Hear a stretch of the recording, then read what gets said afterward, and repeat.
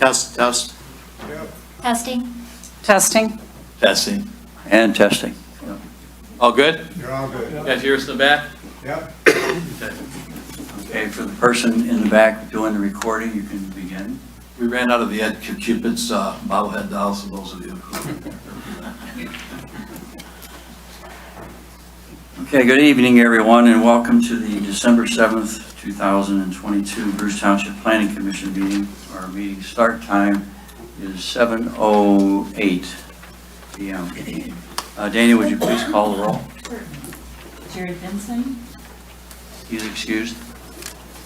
Ed Cupitz. Here. Rick Hagelstein. Here. Randy Camp. Here. Connie Chapman. Here. Mandy Barnett. Here. Mike Trumbull. Here. Okay, we have a quorum. Before we start the business part of the meeting, however, I'm going to ask that everyone rise for the Pledge of Allegiance. I pledge allegiance to the flag of the United States of America and to the republic for which it stands, one nation, under God, indivisible, with liberty and justice for all.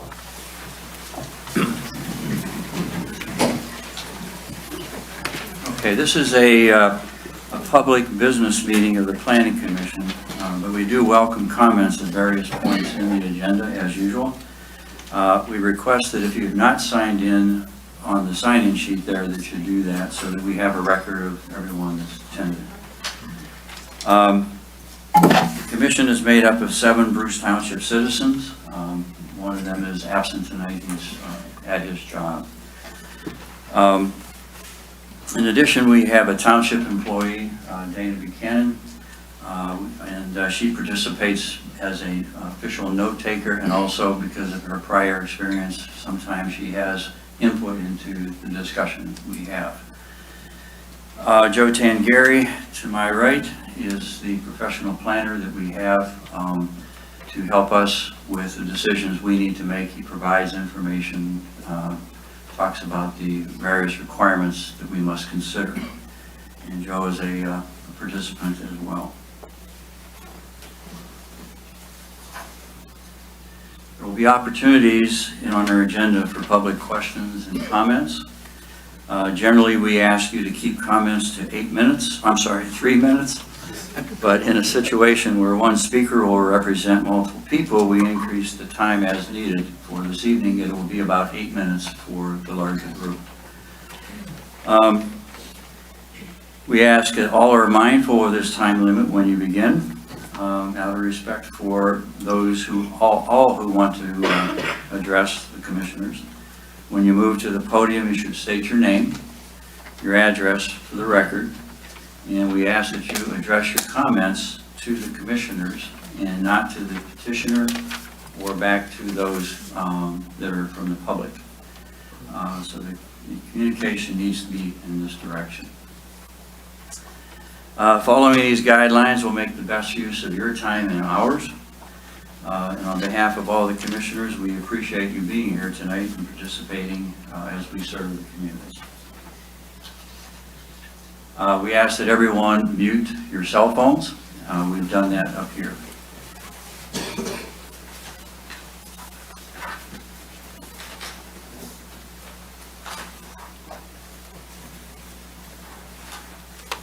And just be aware that some of the issues that we deal with are going to be recommendations to the Township Board. Others, we may have final decision depending on the item. Okay. Item 3 on our agenda is the approval of the minutes. Commissioners should have received. I'm sorry, 4. Yes. Any changes for our minutes? I have a couple comments. Go ahead. Number 1 is a compliment that this is now consistent with Michigan Township Association meeting minute standards. So commend you, Dana, for doing that.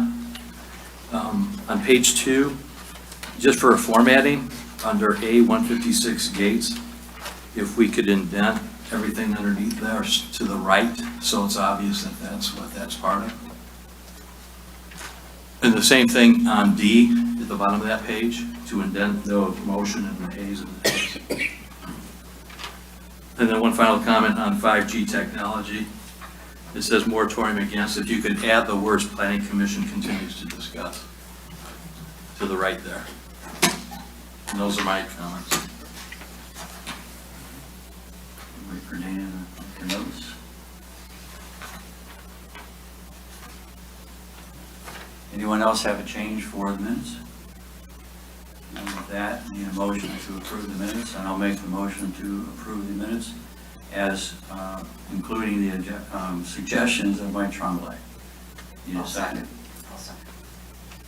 Okay. Motion by Cupits, seconded by Chapman. All in favor, say aye. Aye. Nay? No? Motion passes. Okay, item 6 on our agenda is public comment. Is for anything not specifically on the agenda. If there's anyone here that has other topics that you would like to approach the podium and discuss, it can be any future action someone intends to take just to get some additional information. Wait, no, we skipped approve the agenda. Oh, I'm sorry, We number missed 5. one. Yep. Item 5 is the approval of the agenda. I'll make the motion to approve the agenda as we have here.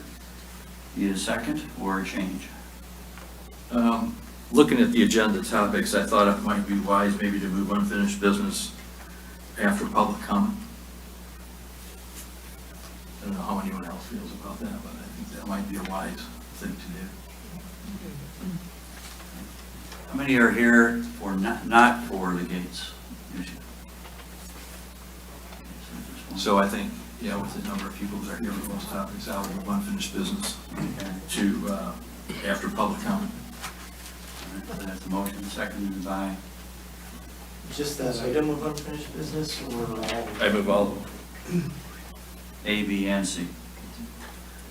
B and C should not take that long. Okay, motion by Mike Tremblay, seconded by Randy Cant to change the agenda. We'll leave number 6 as it is. All in favor of making that change? Aye. Opposed? Aye. Nay? All were ayes, so it's, or ayes, motion passes.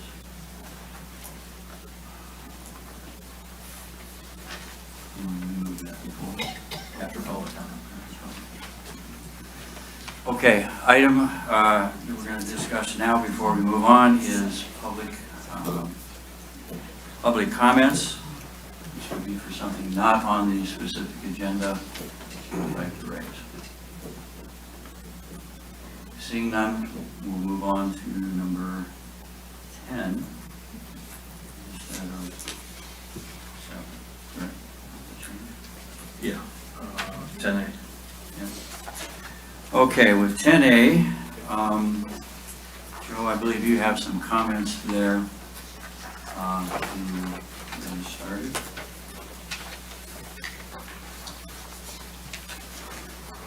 All right. So the thing that's changed since the last time this item was in front of you is, well, there's really kind of two things that have changed. They've got a conceptual plan, and the number of units on that conceptual plan was reduced to 18 from 20. And that's reflected in the other thing that changed, which is the list of conditions that they are offering on the rezoning. And because that set of conditions is what's changed, I think that that's what I'm going to focus on in my comments. And in the past, I've read the conditions so that everyone understands what conditions they're offering on the rezoning. And with your permission, that's what I would do tonight, is read those conditions so that everyone has a chance to hear them. So, as a preface, under Michigan law, any proponent that is requesting a rezoning may voluntarily offer conditions on that rezoning. And the municipality to which they've applied may choose to accept those conditions as part of the rezoning. if the rezoning is approved. So the conditions that they're offering, there are 12 of them, and item 8 has a few kind of bullet points under it, but condition 1 sets a cap on the number of units. So 4 ranch-style condominium buildings, each containing 4 units and 1 building with 2 units, for a total of 18 units. Existing home to be removed, and a single-family lot of 26,726 square feet would be separated from the larger parcel, leaving 5.2 acres on the large parcel. Number 2 is that each building and condominium will be bricked and built to the renderings that were attached to a previous submittal.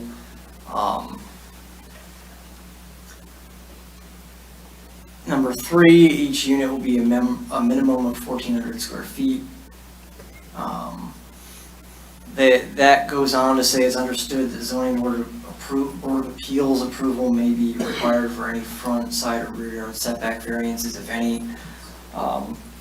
My response to that is that on the concept plan, I do see 1 setback that is not compliant. However, I also see room to shift things around to make that setback compliant, so I don't think that the zoning board of appeals should be necessary there. You should always shift to get compliance before you go to the ZBA if it's possible. Number 4, each unit shall contain a minimum 2 bedrooms and an attached 2-car garage, a front porch, and a rear concrete patio. Number 5, the road will be private or public and built to the standard specs required by Macomb County Department of Roads. It says Road Commission, but it's the Department of Roads is the actual name of the entity. A private road would need to be approved by the Planning Commission and Board of Trustees. Number 6, the site plan approval is contingent on the approval of Bruce Township Engineering and Fire Department requirements. Number 7, the proposed site plan condominium will utilize Bruce Township sanitary sewer. The Gates Street individual lot split will use its existing sanitary sewer lead and existing Village of Romeo municipal water for a future single-family home. 8A, the development will use a public water service for the Village of Romeo via a 3-party intergovernmental agreement between all parties, or a future Bruce Township public water service if available. If either water service is unavailable at the time of development, the developer will install a community well similar to Deer Park's community well, providing water to the 18 new units with conditions outlined in following paragraph 8B, which says, each unit will be restricted to no more than 15 gallons per minute as recommended by the Macomb County Health Department. Developer shall insert in the master deed that the condominium association will at all times conform to all the regulations and requirements of the Macomb County Health Department. And developer shall insert into the condominium association bylaws that in addition to the requirement of reserving 10% of the association dues as a dedicated reserve fund, an additional 2% of the association dues will be placed into a separate reserve fund to contribute to the remedy of any well for a surrounding property owner contiguous to the development property that can show by actual scientific proof as determined by a qualified governmental entity or court that the existence of the development has significantly depleted its water supply to the point where remediation is necessary. If there are no valid claims against the fund within the first 10 years or any 5-year period after a valid claim, then the remaining funds revert to the association and the obligation is absolved. Number 9, the condominium project will be developed as an age-restricted 55-plus community subject to all federal and state of Michigan fair housing laws. 10, the site plan approval is contingent upon a stormwater discharge solution that meets Macomb County Public Works Drain Office, including legal regulations as applicable. Number 11, developer will preserve trees for privacy where feasible and permissible along the property line of Deer Park. And the last one, number 12, the developer agrees to, if necessary or required, administer any dewatering activities through Eagle and Macomb County requirements and standards. So that is the updated list of conditions that are being offered on the rezoning. And that's what's changed since the last time we were here. And the concept plan has changed accordingly, showing now 18 units rather than 20. Any other questions? That's what I'm here for. Anyone on the commission have questions for clarification? Yeah. Joe, you had mentioned on item number 3 about zoning board approval, and you said they could change one variance or update move something. What specifically would they have to do? It's the rear setback. The rear setback, if you look at the concept plan, isn't compliant with the rear setbacks of the district. However, the spacing of the buildings could be adjusted to provide that setback at the rear. So that's what I would say would be the path, rather than going for a variance that. That's where that circle. Yeah, exactly. Yeah. So it's this building on the east side of the cul-de-sac at the back there. So it's pretty clearly possible to move things around, crunch it down a little bit, and get that setback in the back. So you wouldn't go for a variance in that circumstance if it's possible to rearrange things. Could it be that if, in the event that the developer had to seek a community well versus sewer, where that requires some kind of isolation zone, that would obviously change your comment, correct? It would, yes. Thank you. Any other questions for Joe?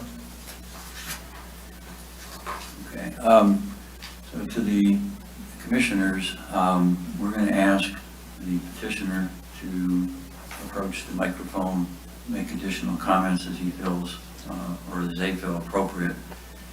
And I think it's because of the nature of the issue and the number of people here, we would also grant time for the people in the audience to also participate in the dialogue. I assume no one has any issue with that. Well, I think you should participate in the dialogue. Any comments from the public should be addressed to the board. Yeah, And that's not a what I dialogue. had indicated. Yeah, good for reinforcement. So, just to be clear, when we get started, everyone will be approaching or making their comments to the commission, not to the commission, to the petitioner, and the petitioner not to the audience. It's all got to come in this direction. That'll help us make our decision for recommendation much quicker and easier.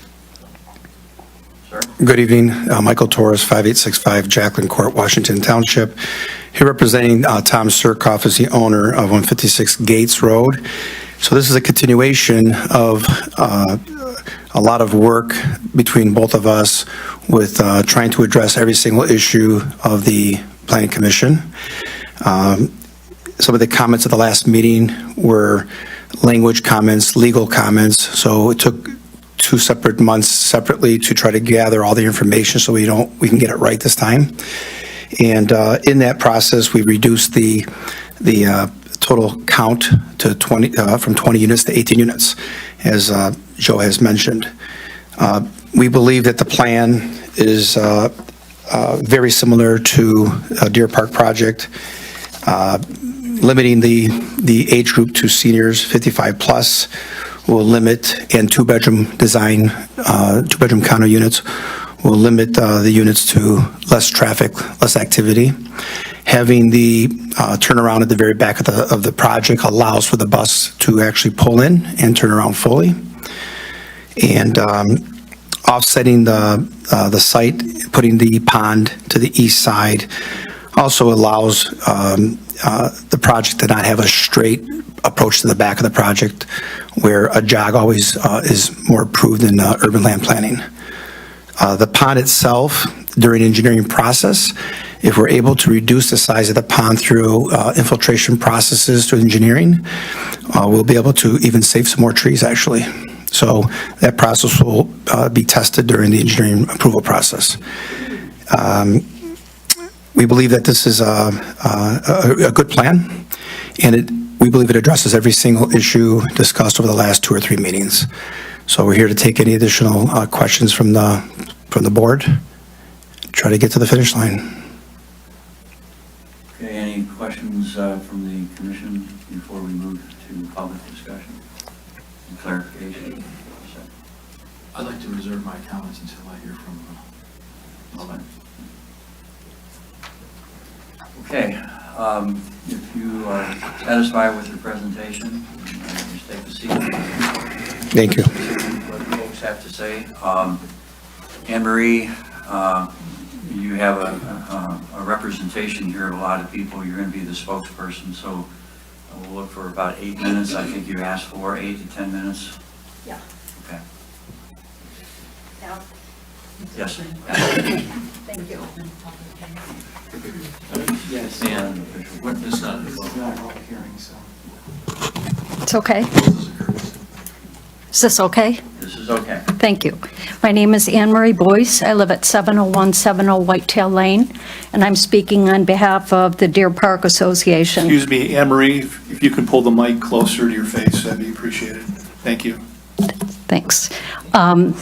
I counted up, and I think there are 10 or 11 residences in addition to myself, so I'll speak for all of them, and some of my comments are a little broader than others, and it's particularly for the benefit of the 2 new members here who haven't had a chance to listen to some of this in the past.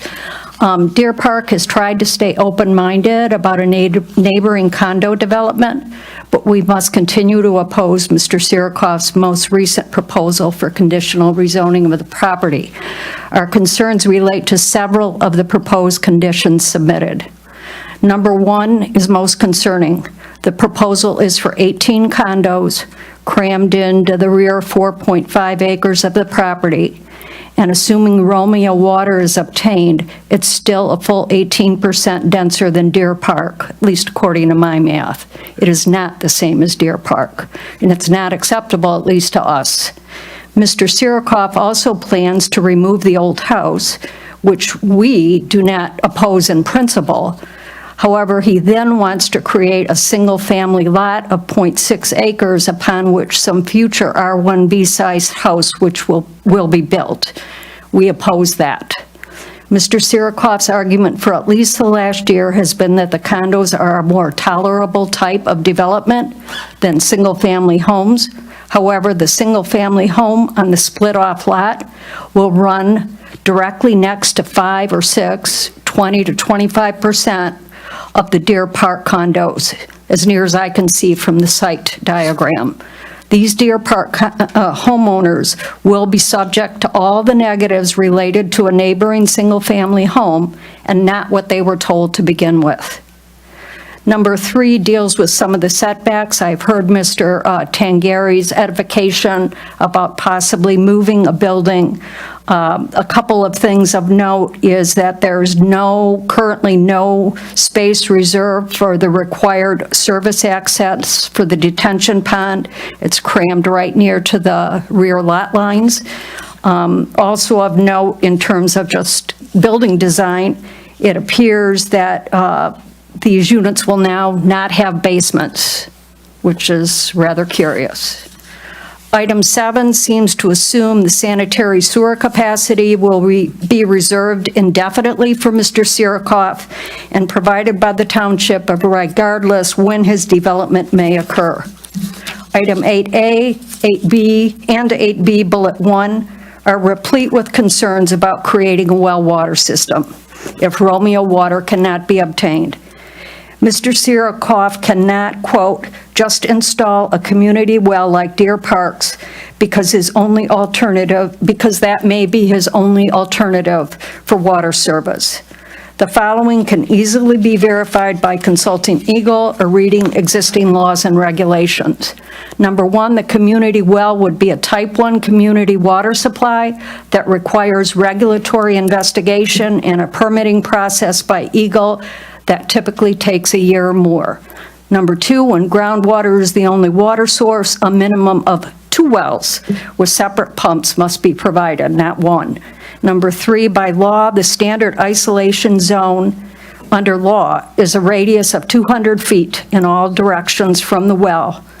Eagle will dictate if an increased isolation zone is required, or if that zone can be reduced to a minimum of 100-foot radius. Number 4, building cannot occur in storm or sanitary sewers, etc., cannot be located within the approved isolation zone. There is no place within Mr. Sirakoff's planned condo development that can accommodate either a 100-foot or a 200-foot radius isolation zone and still meet the number of units that he is promising you in exchange for your approval, that being 18. Number 5, Eagle will ultimately decide the locations of the well on the property, along with well pumpage and distribution requirements, not Macomb County. Number 4, there is no guarantee that Eagle will grant a well permit. Our next item, it relates to item 8B, bullet 3, which promises that a future association must create a dedicated reserve fund equal to 2% of its dues to contribute to remedies for a significantly depleted water supply for abutting property owners only. There's no promise for the developer himself to reserve or escrow funds during the development stage when such issues are most likely to occur. The promise is only for depleted water supplies, not infrastructure and equipment like exist at Deer Park, and not for the safety of our water. For a regulated public water supply like Deer Park, which has 2 wells, let alone a normal homeowner, the amount of the promised reserve is, sorry, in our opinion, ridiculous. A 2% reserve based on dues of $300 a month per condo equates to $1,300. If the dues were as high as $500 a month, which would be unheard of in Bruce Township, it would be only $2,200. At current pricing, a single water tank for Deer Park costs $2,500.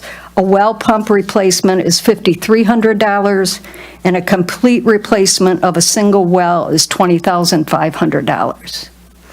Our next item is number 9. On his list, it promises to develop the property as an age-restricted 55-plus community subject to law. However, this commitment is still lacking. He's promising to develop in this manner, but he's not committing the future association to maintain the development at 55-plus.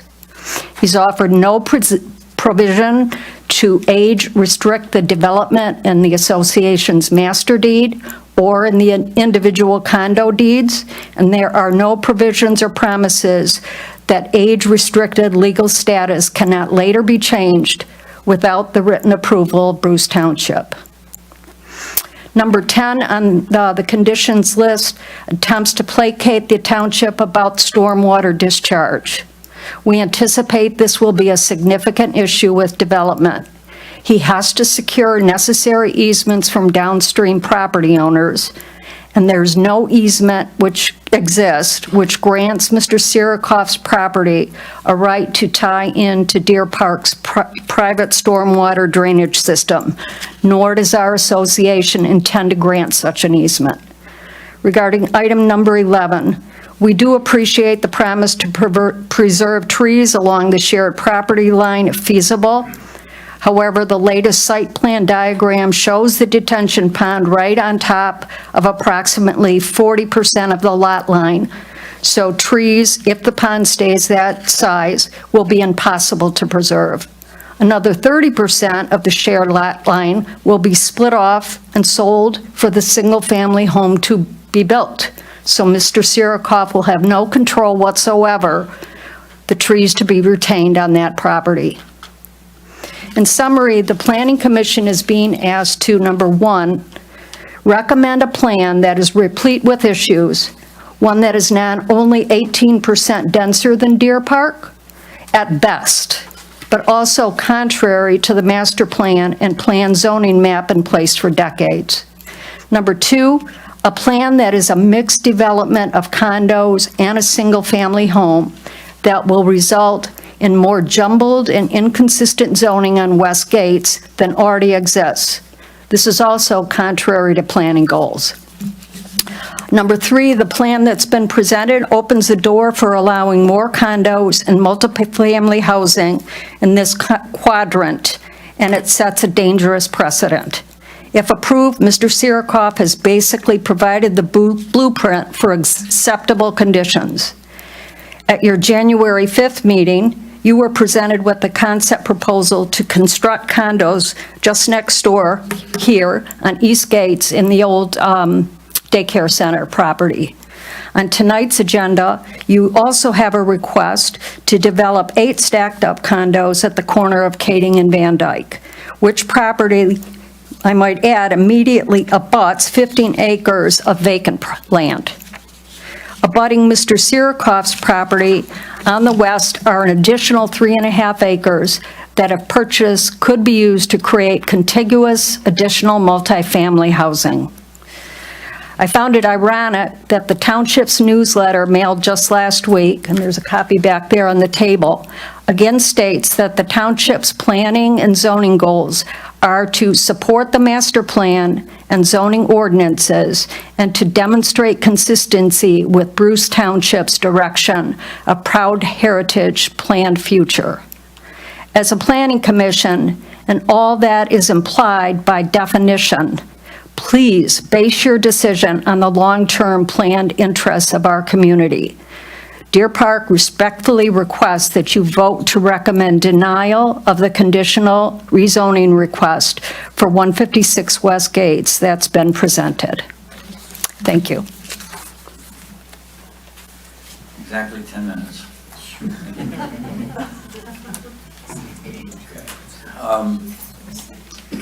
Is there anyone else not associated with the association presented? Is the gentleman approaching?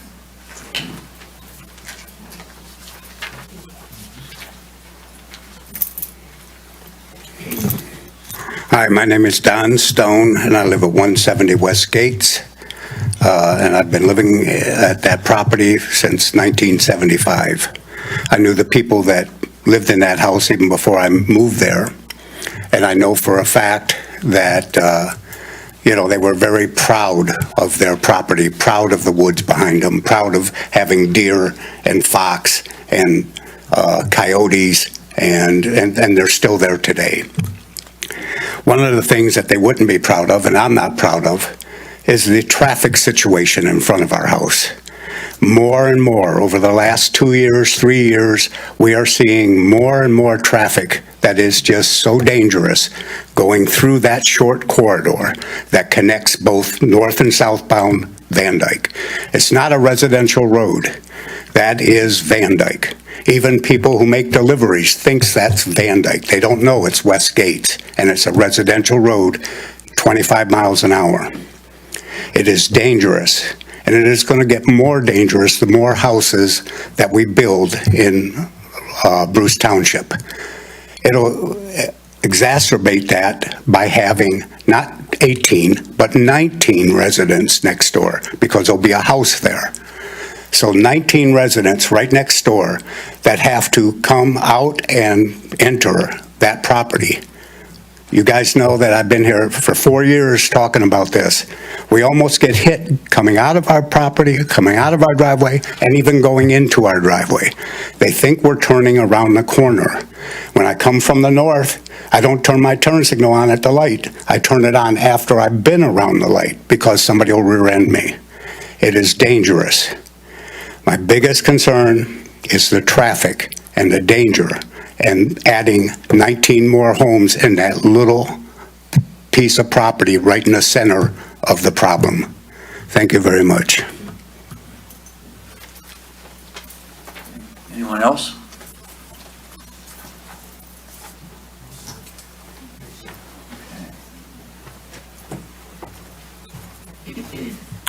My name is Jerry McCotter, live at 11860 Kading Road. I understand the paperwork now that they provided is putting in some kind of a percentage in case there's problems with the wells in the surrounding areas. The problem will be is if they go in there to dewater, it's day one that the well problems start. before they can ever build anything if they have to dewater that property. Now, I didn't see anything in the new information about if they're going to have a basement or not. Are they? No, I'm hearing no. So they're going to be slabs? They're still going to have to dewater to put in any kind of lines for gas or sewers, anything that goes in. But it's once they start dewatering and pulling the water table down is when you start having problems with the wells. We've been through that. 2 of my neighbors lost their wells when they built the shopping center north of town. Mine was almost gone, but it managed to come back after I had to rebuild all my plumbing fixtures in the house because they got sand in them. So that's the concern with the watering system, is not anything to do with after it's built 5 years down the road. It's from day one. That's my concern. Thank you. Anyone else?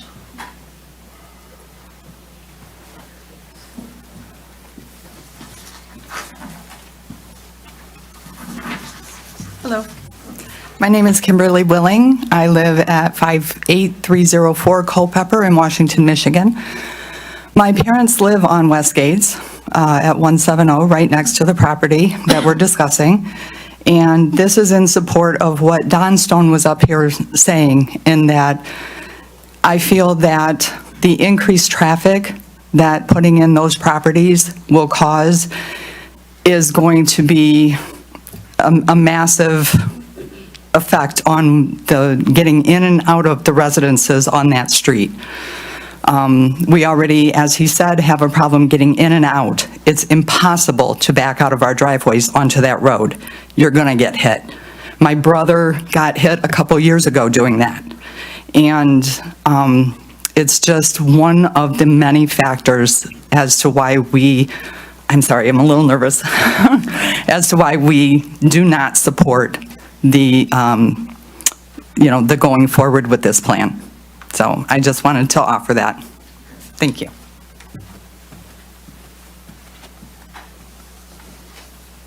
Another gentleman who's coming forward.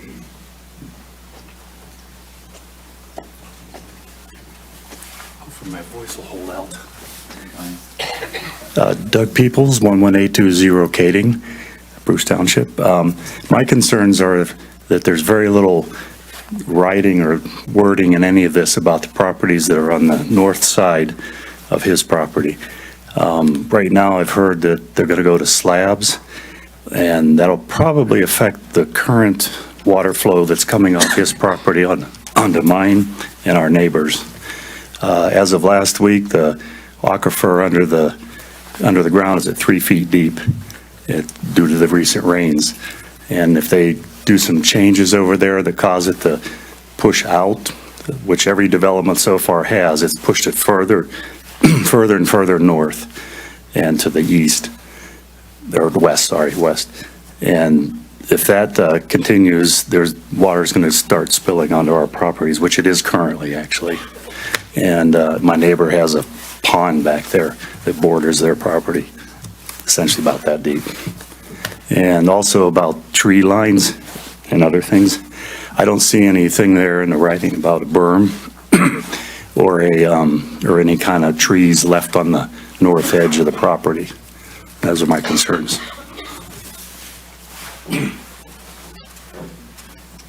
Anyone else?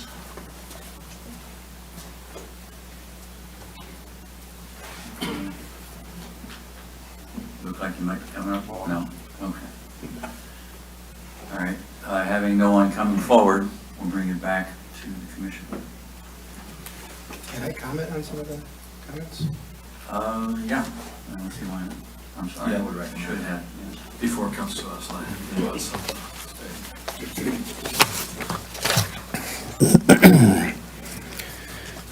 Listening to some of the comments, addressed each and every one that we don't agree with.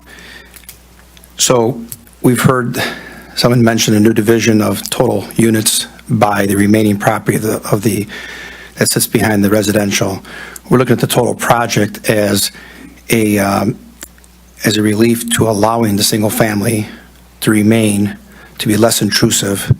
Originally, we were talking about the 20 units, removing the house, leaving the house, was trying to keep a continuation of the look along Gates Road, and we believe is less intrusive. So we look at the total amount of unit count divided by the total 5.2 acres, total? 5.23 acres, yes. That lot at the single, in the front, as Deer Park Association's mentioning, we can't build anything. We're not even allowed to build R1B. So we divide this lot into an R1B lot to build a single family, and nobody likes that as well. Seems like they don't like anything to be built here, which seems a little odd. They're talking about cramped in space for 40-foot, where they can't maintain the detention pond. Well, if you look at the drawing, the reason why we placed 40 feet between each of the buildings is exactly to maintain that building, to maintain that pond. Because I know in other developments that's going to come up in engineering, we would space the buildings out for that. I just did it ahead of time to accommodate how it looks. So the 40 feet is more than plenty to get back in there in 3 different locations to maintain the pond. Well water system, whether we do well water or we like to do the city water, just in case water is not available through Romeo or through Bruce at the time of development, Mr. Surkoff has the right to the property and has the right to use the water. Nobody, because we're here first, you don't get it, doesn't work in Michigan. And there's plenty of case law subject to this condition. So that'll be challenged. They're gonna lose that fight every single time. Sewer capacity. Again, we're trying to get a project approved. Sewer capacity is an issue during engineering approval. Obviously, if there's no sewer capacity, we're not moving forward because we have to have sewer. This is a development rezoning meeting conditions to things that become available. As one of the conditions, we have to have engineering and the fire department approval. So if things are not available at the time, as much as we want to develop, we might have to put things on hold. But this is more of an approval for a site plan that is conditioned upon other approvals later down the road, which is typical in every different municipality and development. This isolation issue is a common standard issue for a water system, a well water system, but also allows for variances upon a submission. We've talked to Eagle plenty of times. We've sent them our plans. We don't see a problem with using well water or city water, and those conditions will be met based on Eagle's requirements. Again, it's an issue that comes up later upon engineering approval, which is a stage past this approval process. The 2% was acceptable conditions, I would guess, of a different consent judgment that the board has already approved. We're following exactly the board's approval of the legal language to a project that's being developed sooner than ours. So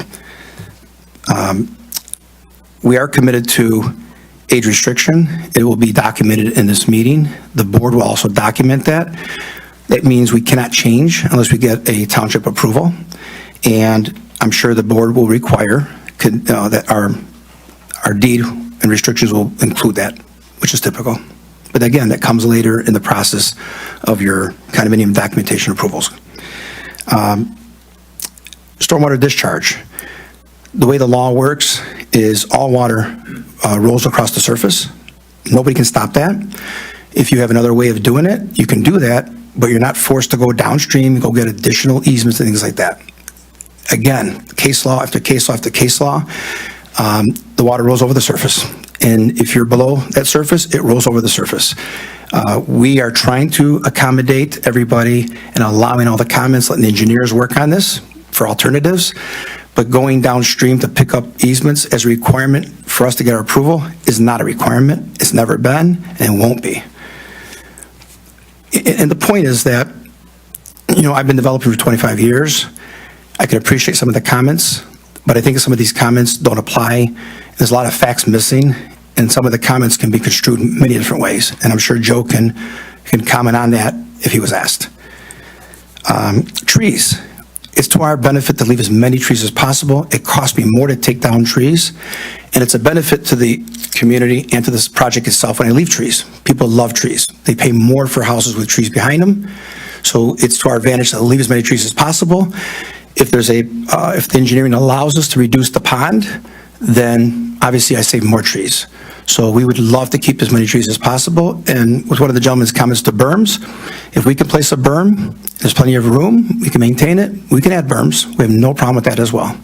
We think it enhances the project.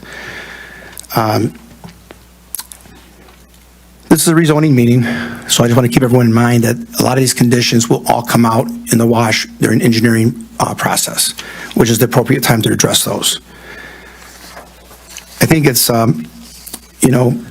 Deer Park brings up a lot of points or brings up some issues that I don't think apply, but a lot of issues that apply to themselves, that they break the laws themselves, that they just brought up today, that want to hold me to it, but they don't follow the same rules. You can't put a bus in their project. They have no deceleration lane, which has been subject for 10 years to try to get in there, and they've been fighting that.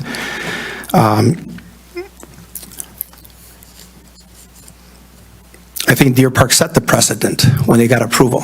So they should have worried about it back then when it was rezoned, because yes, that does happen. When you have a project that is rezoned, you are giving neighbors the right for the same zoning. It's been typical of that for a long time. And we're just trying to follow what the need of the community is or what the need is asking. We have the right to put single family today. If we were to put single family today, we're still going to put sewer in, we're still going to put water in. The issues don't go away. We think that what we offer addresses many of the issues in the first two meetings with less traffic. There's no school buses coming in here because there's no kids going to school. And when we thought we were going down the right direction, at one point, I think the third or fourth meeting, we said, you want houses? We do houses. You want condos? We'll do condos. I thought everyone said we want condos. So I think for it to come up again today was, surprising.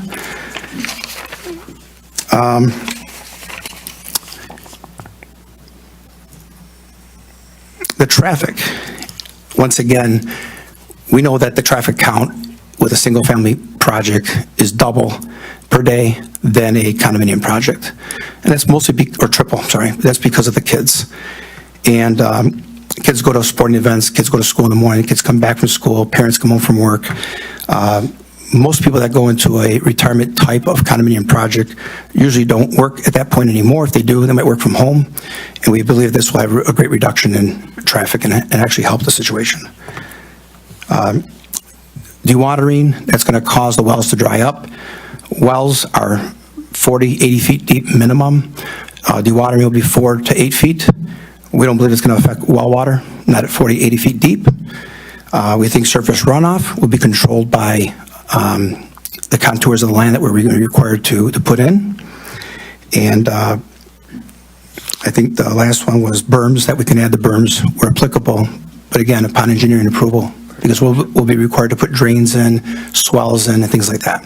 If you put berms in, you might have to get rid of trees, so it might be a balance, but we're open to those type of things to make the project look better. So we would just like to make sure that they'd asked you to approve the project based on some of their comments. We also want you to approve the project based on facts, not fiction or guessing, because I think that's unfair for us to be portrayed as breaking rules and laws that really have not been proved at all. I think at the stage of engineering, you'll have a second shot at defending some of the comments that they made. So if you have any questions for me, I can help to answer. Any questions coming your way, so. Okay, thank you. Joe, just to review, with current zoning, single-family homes could be built there, and the number of those homes, and is there any restriction on size of homes? Any of the things that would make it impossible to develop the single-family homes? Anything you see or have heard? But I mean, in terms of size restrictions on homes, we have a minimum square footage for a home, but that's the only size restriction we have on a single-family home. But I think there was some work done in the early days of how many homes could be built there. I thought the number was 8, realistically. Yeah.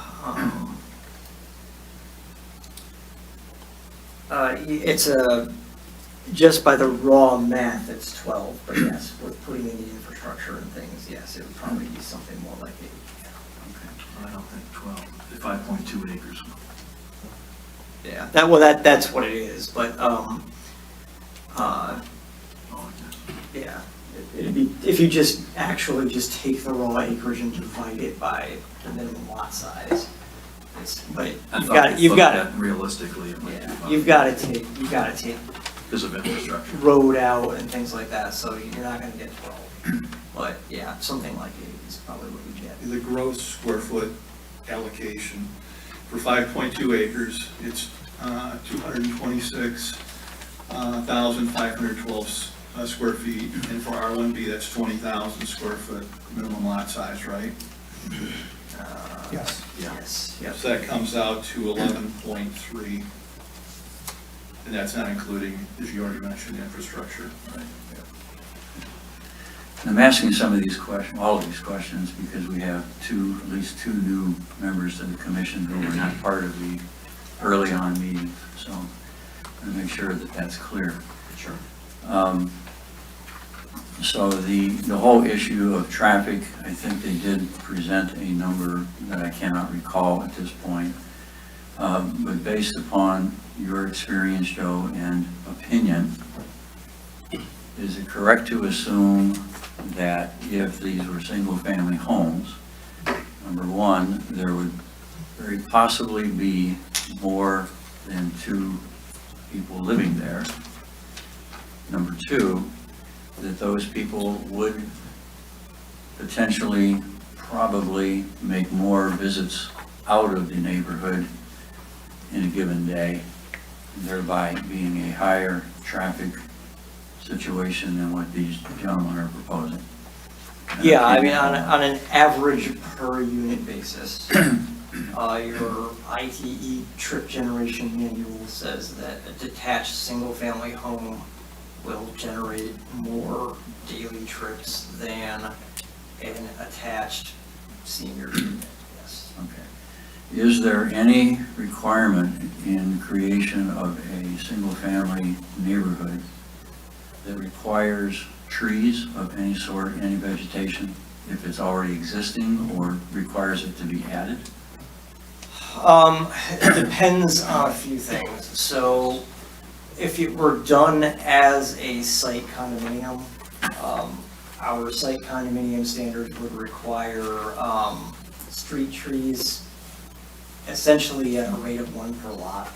Might be a little bit more than that because it's an actual every 30 feet standard. And we do have some for condo subdivisions, we do have some buffering standards, but there's not a lot required. And let's see, I had another thought there.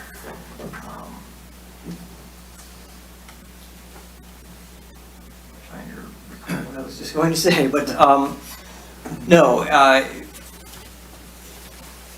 Yes, there would be some trees required if it was a site condominium. If it was done with straight lot splits, no, there wouldn't.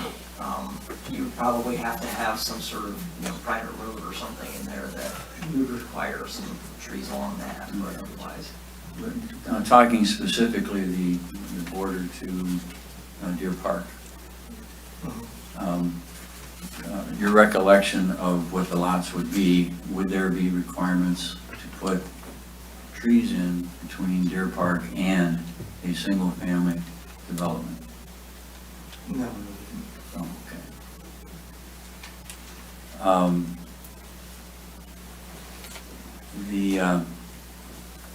The other question I have deals with the buses. We had some conversation, but I don't recall it at all. A requirement if this were to be developed as single-family homes, is there a requirement that they would have to have a turnaround for buses? There would have to have a cul-de-sac that met the minimum standards of the Macomb County Department of Roads. So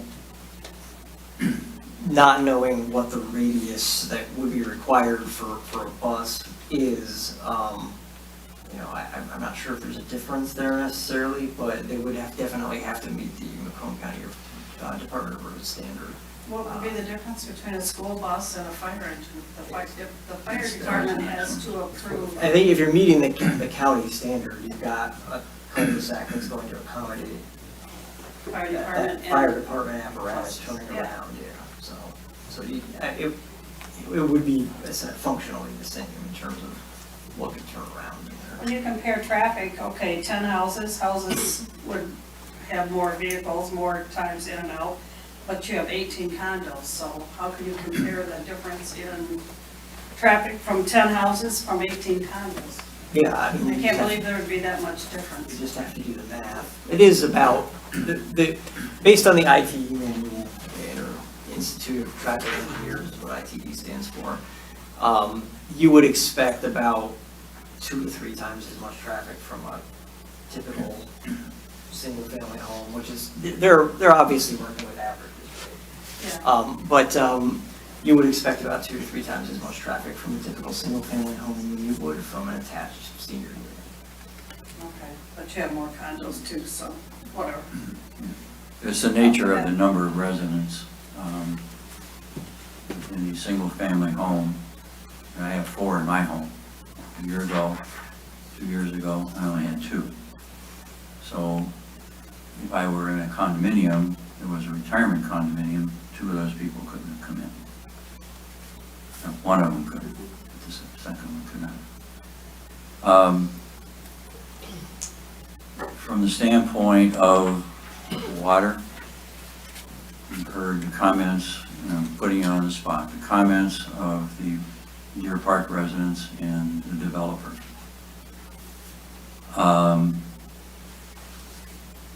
The developer was suggesting towards the end that all that stuff comes later, and if we can't meet it, we can't develop. The same is true of the single-family homes, correct? They go through a certain review as part of their process. There would be some form of review, yeah. Again, it depends on how they did it. If it was a site condo, you would have an engineering review between preliminary and final approval. If they were doing something different, like maybe a private road and then lot splits or something like that, then it would be more piecemeal. But at any rate, yes, there would be review along the way. All right. And if a developer could point out in Bruce Township that there is a development with the same relative space, with a greater density, would we be in jeopardy by not allowing this developer to move forward? I mean, Density has been one of the things. different parts of the we've been township concerned just about. have different development in them, so that's not necessarily the case, no.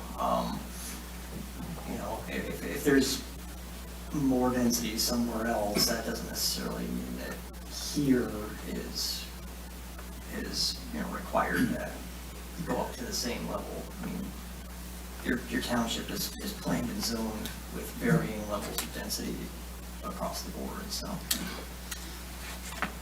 Okay, and my last one, the creation of the fund to allow for future problems. One gentleman mentioned in year 1, there's only going to be X amount of money. In year 2, there's going to be X or Y times that. What happens, have you had any experience with where that kind of a fund was put in place? You could refer to that. No, I We should actually haven't. consider.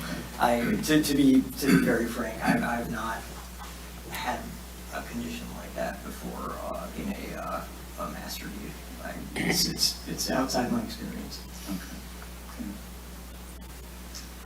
We do have that condition that exists with a consent judgment within the Township of Bruce that you may or may not have been involved in. Yeah, I was not involved in that, but That was handled at board level. Okay.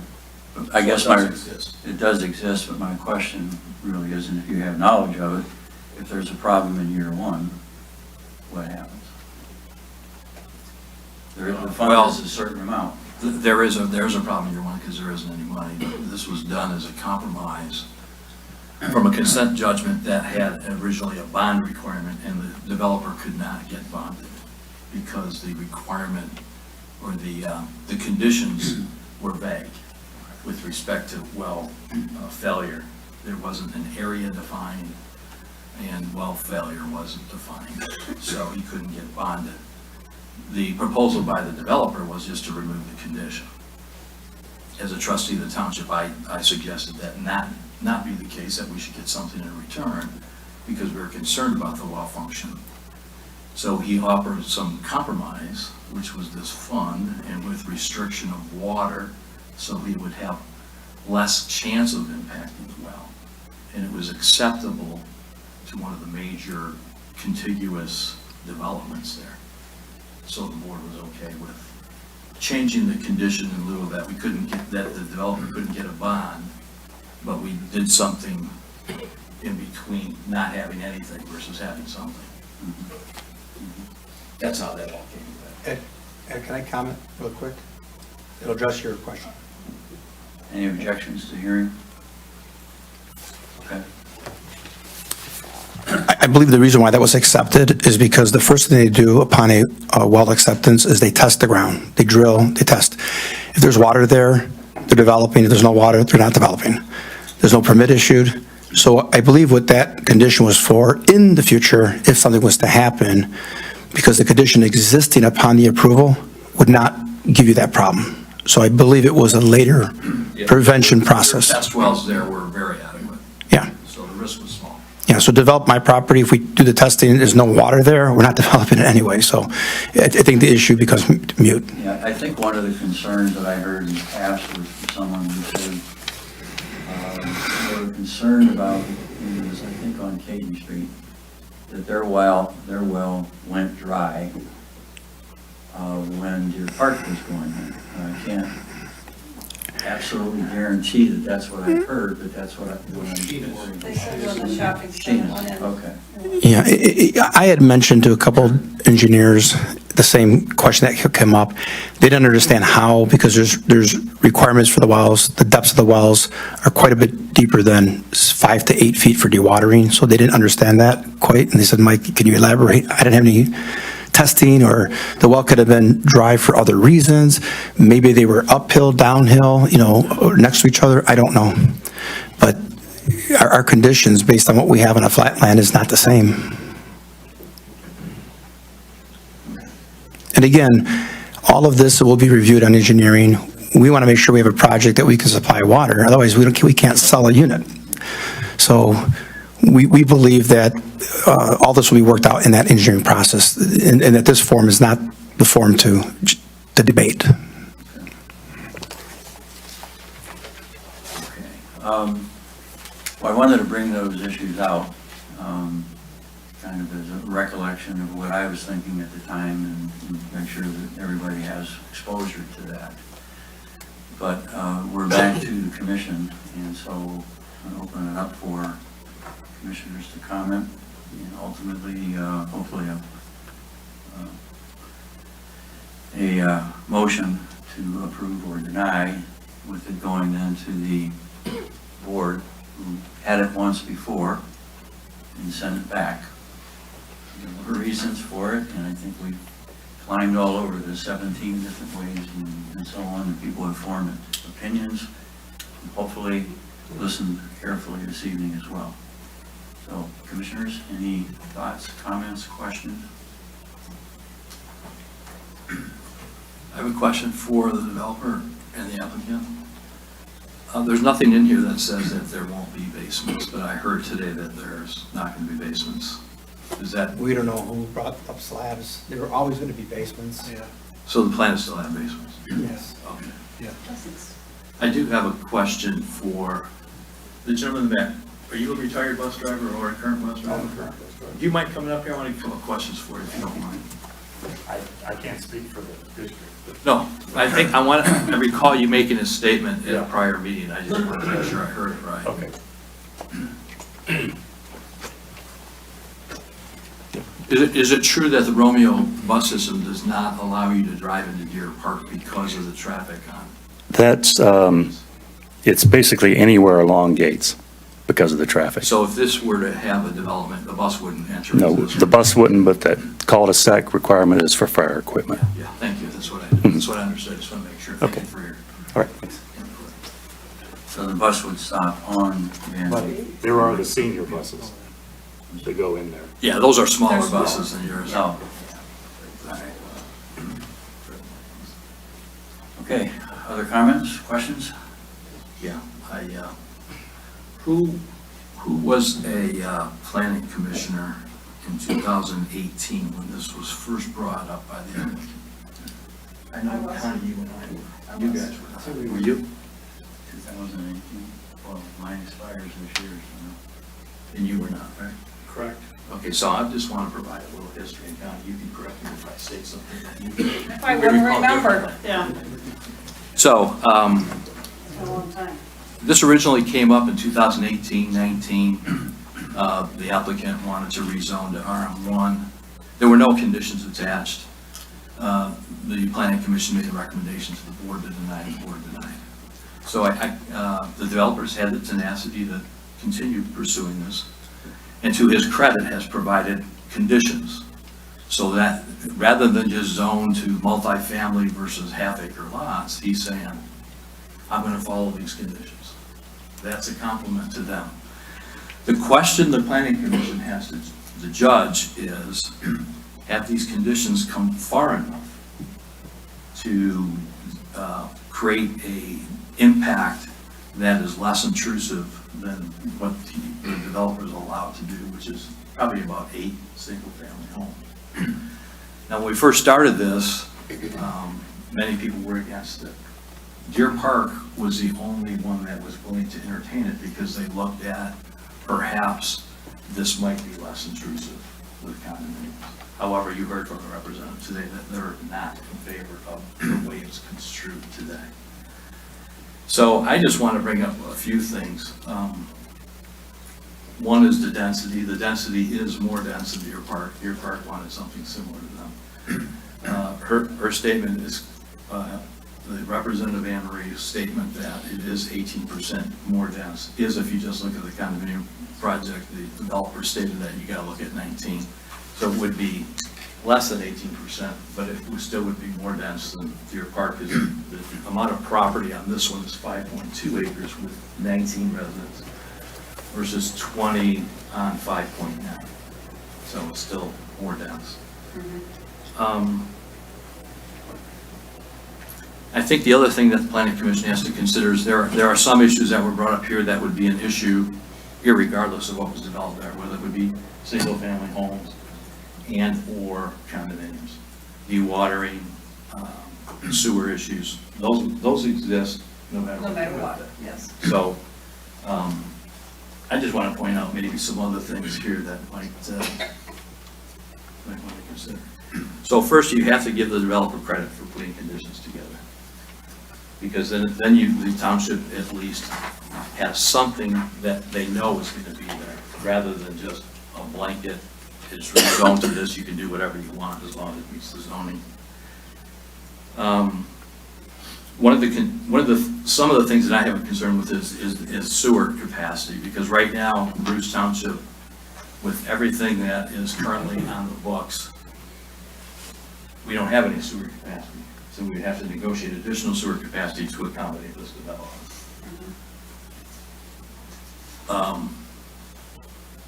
The 55 and over community has been debated extensively during the term of this latest go-around. And what the developer has offered is to develop it according to a 55 and over community. The residents of Deer Park have concerns over that because there's not a commitment long-term in the conditions. It can be developed that way, but that doesn't mean that later on, if market conditions or other, you want to open it up to more families, like Ed's condition that he stated, that could be changed later. And then that changes one of the presumptions that with condominium units with a over 55 requirement, that you have less people, thus less traffic, less families, less noise. If it changes later on, that defeats one of those conditions.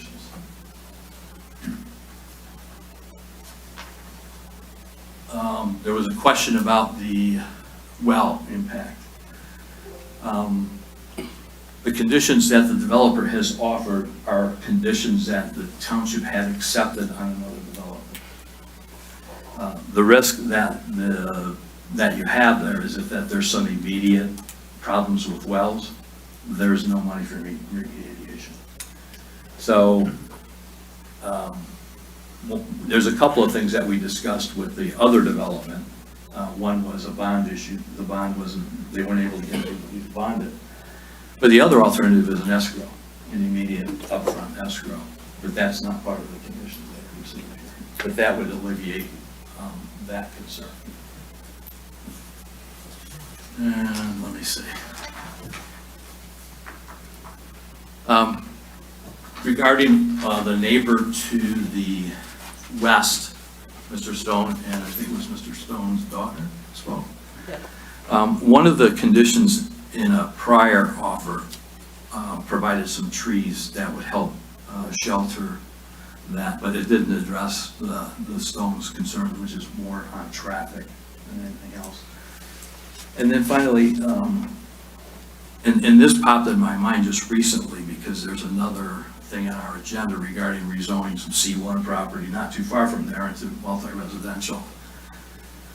That we have to be careful in that the conditions that we accept, if they're too easily copied, we could create a situation that along that Gates and Van Dyke corridor, there's a potential that could be a lot of condominiums. And then the traffic issue becomes much more pronounced than it is today, or would be with just one condominium development. So I just leave those thoughts with you, that, you know, it's great that the developers offered conditions, which is much better than what was there before. But there are some concerns that were expressed that still with the conditions that need to be considered, and then separate those issues that are or that will be there no matter what you put there from what the applicant's asking. So with that, I close my argument for those that weren't around. Well, I don't like the combination of the condos in a private home. That does seem, they don't belong together. And the issue with the Romeo water, is that really possible to even get Romeo water? I mean, do you have a comment? You put Justin on the part? Well, I mean, do you have a comment? I mean, it's either available or it's not. So, I mean, the village has had a long-term, we'll say, policy where I'm gonna say almost every board since the 80s has agreed that we will not extend any more service outside of the village limits. It's not anything official, it's just been kind of what's been on the books. Just, yeah. I mean, the water that was put over there, and it was redone because it was already established, and we had to continue to provide that service at that time. Currently, it's not sufficient what's there to tap in anything more. I think it feeds a handful of houses and then the apartment, or the office building, I believe. So at this time, I can't speak for the whole board, but it's not something that was never brought to us. I know there was talks with the village and that would be approved, but that was never anything that was brought for board approval. So it's probably not going to be available, basically. I can't speak for the board. Well, I think the developers addressed the chance that it's not available, that they're be willing to put in a community well, so I'm not sure that's a huge issue. We have a letter from the establishment that they will, at site plan, once the site plan's done, we bring them the site plan, and then they would bring it to the planning commission and board like we are here today. And we've had discussions with the board members, I'm not going to mention their names, that they're looking forward to adding service to improve their units and improve their cash flow. Oh, in the village. Well, it helps, any additional taps would help to improve what they have today. They're looking for some more capital. So again, it's a board decision, it's got to make sense at the time. I think this meeting, again, where this is zoning conditional, that'll come out in the flow. Justin, for the benefit of all, if you would state your full name and what your role is in this matter? Come on. Yeah, please. Justin Parker, Village of Romeo trustee. I sit on the board currently. There's a new board I'm not sure who you spoke with, but yeah. Yeah, at this point, nothing's been brought to the board. So it would take, board approval, obviously, for that to happen. And like I said, it's been a long-term understanding that we won't extend out just with the wear and tear, the infrastructure issue, the iron removal plant. If you've talked to DPW, it's nothing that, I would support at this time with what we've got currently. But again, I can't speak for the whole board. And you'll remain on the board for at least a year or so? For at least the next 2 years. 2 years? Yeah. Anything else? I'm not sure how that's even relevant. The condition is that they would be seeking a three-way agreement for water, and if it's not there, they put in a community well. Yeah. Right. A community well might take more time than a three-way agreement may not be able to come about, but there's, the water issues could be that if someone said that you couldn't come up with an agreement, and then Eagle said you can't put a well in, you don't have water at all. Yeah, and you pointed out the sewer issue also, which would come back through us too, so. Yeah, right, we'd have to deal with you on the sewer capacity. Yeah, so, good? There's a possible get around on the sewer in that the township, I would not recommend this, but they could take a risk and allocate some there and then be over without having a firm commitment to getting the additional for other customers. But that would be a longer term, you'd be kicking the can down the road, so to speak. Yeah. Thank you. Yep, thank you.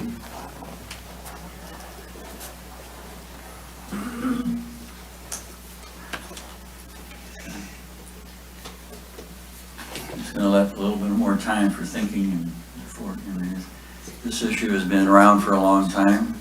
A lot of meetings, a lot of discussion. We sent it over to the board with a recommendation for denial.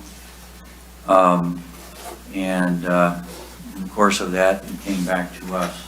And we've had it for a number of months and finally culminating in this. I have one more comment, if you don't mind. Okay. When you mentioned the density, I just want to make it clear that when the rezoning was done with Deer Park, it was approved for 24 units. You can look at the plans, there's 24 units. At the time, there was no water available. They decided to put the well, but in those conditions, they can always, when they add municipal water, add the 4 units if they wanted to. So if we're looking at comparisons on the rezoning, we're less dense than them. We're at 3.65 units per acre. They're at 4.06. So do the math, it's 24 units approved in their rezoning. You can go back at the records and look. So our zoning is less than our request is less than what they've gotten. Going by what they built, I know developments were approved for 150 lots. They've only built 50, and the rest of the lots are still sitting there.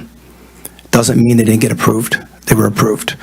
So when we look at legalities, we're comparing what was approved and what's documented, not what was built. So we're comparing ourselves at 3.65 units per acre, and they're at 4.06. And that's a fact. Well, respectfully, Mr. Torres, we've already been down that road. And we've had legal feedback that option expired long ago. The only way Deer Park could take and put 4 more units in is come to this planning commission in requesting for additional units, and you can pretty much guess the outcome. The zoning runs with the title of the land, always runs with the title of the land. If they, as a 100% change, they can do that. Mike, I stand by the record. We've already been down that road, and You know, if you want to push for it, I'm confident that what's been presented will stand. Okay, that's an agree to disagree item, and something that the board probably will hear more about, depending on the outcome of what we recommend. I think before we go much further, I'd like to ask that our planning commission coordinator enter the letter into the record that was written by Sonesy Gardner, which basically doesn't like crowds or speaking in public, but it was a vote kind of against the development, against the rezoning. It should be entered into the record, please. We received that according to the stamp December 6th, 2017. She's from Deer Park. Okay. There was not an address on there. That's why I assumed she didn't. Okay. Okay, Joe, any additional comments for the commissioners before we have our dialogue and hopefully come up with some resolution? Any additional comments? Commissioners? I don't have any further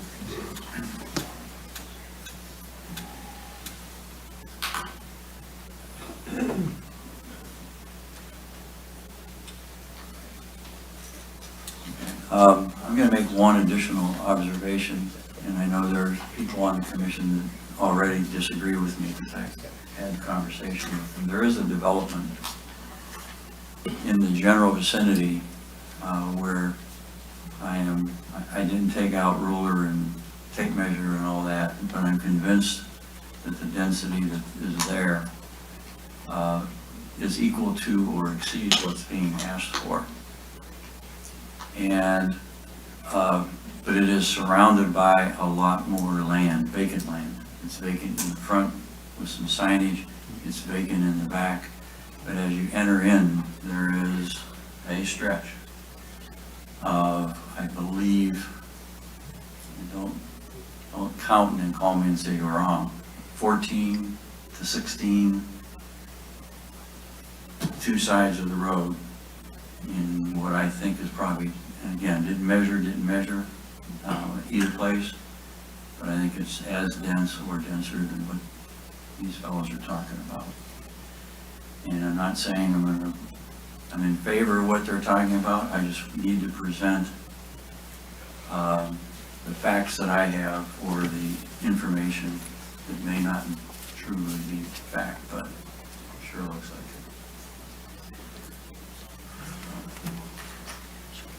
it. Ed, in response to your comment, I think I'm aware of what development you're referring to, and that's a true statement.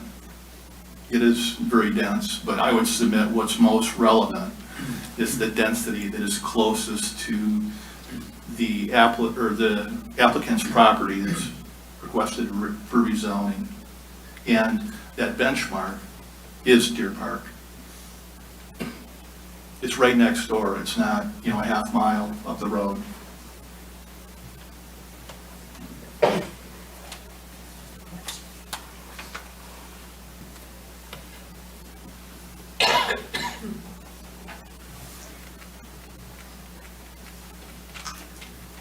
Okay. I'm going to need a motion of sorts, or motion to recommend approval or denial. And I know there are a couple of folks here that have some pretty strong opinions, so I'm going to ask if they put one forward and see how the commission responds. I have a motion to submit.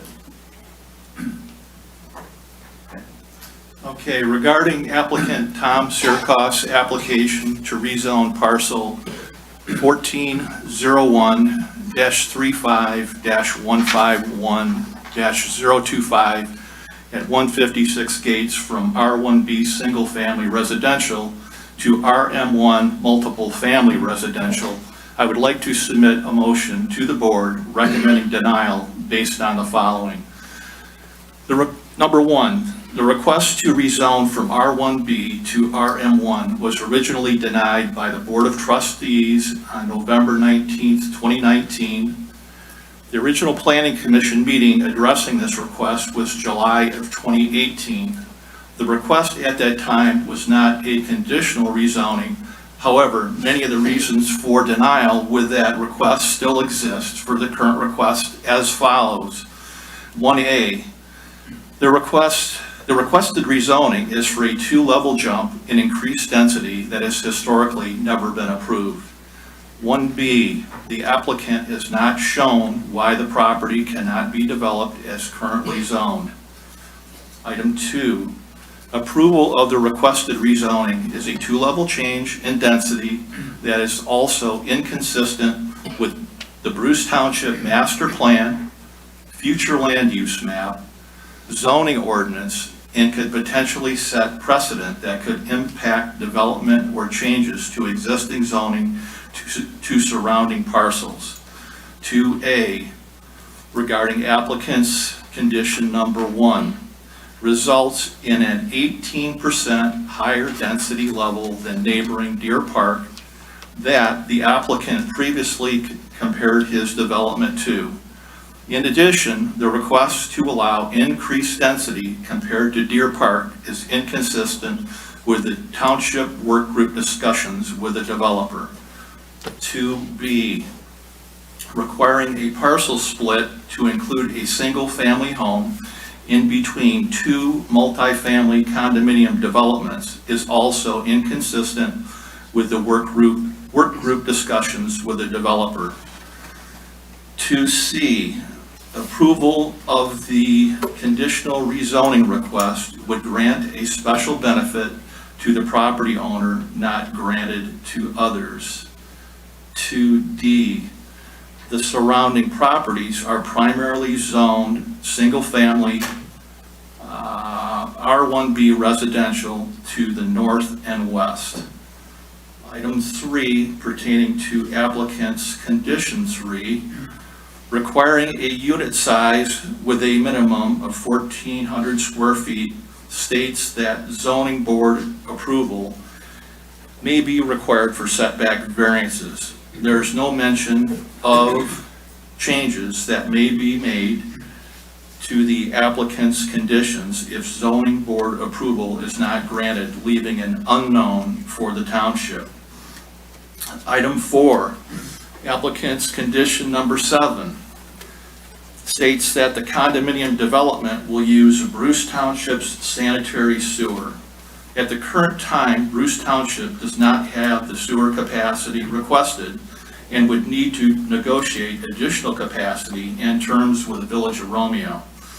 These negotiations for additional capacity have been ongoing for over 2 years and to date is still unresolved. Number 5, regarding applicant's condition 8A regarding water service. The developer has stated that if a mutually agreeable water service agreement between the developer, Bruce Township, and the Village of Romeo is not attainable, then the developer will pursue a community well. No timetable has been presented regarding how long the developer would continue to negotiate such agreement before deciding to pursue a community well. In addition, a community well would require a currently undetermined size isolation zone, and the developer's condition fails to address with evidence the impact of the isolation zone on his requested number of units. Number 6, regarding applicant's condition 8B, the developer has proposed a dedicated reserve fund to address potential well issues with contiguous property owners, which will be built up as a part of the condominium association use and will be stated in the condominium bylaws. The condition provides no upfront escrow or other monies to address such conditions as they may arise. Additionally, this condition is very limited to contiguous property owners only. Item number 7, pertaining to applicant's condition number 9. This condition states that the condominium project will be developed as an age-restricted 55-plus community. This condition has painstakingly been discussed with the developer in order to reduce noise and traffic impacts to the surrounding neighbors. Without assurances that such conditions would remain that way after the project is developed, and/or provide for township rights to approve any such changes to this requirement, leaves open the potential for increased noise and traffic risks. In addition, this condition does not include how ongoing compliance would be maintained. Number 8, regarding applicant's condition number 11, the developer commits to preserve trees along the property line with Deer Park. The developer has removed a prior condition to install a berm with landscaping along the west side of the condominium development, which would have provided some additional screening to the single-family homes immediately to the west. And that's my motion. Motion by Rick. Need a second for his motion. I will second. Seconded by Connie Patton. Dana, would you call the roll when you're ready? So, to clarify, the motion is a recommendation to the board to deny. That's what it is. Is it recommendation to deny? Dana, you probably didn't get all that. You're writing it shorthand. I'll give it to you.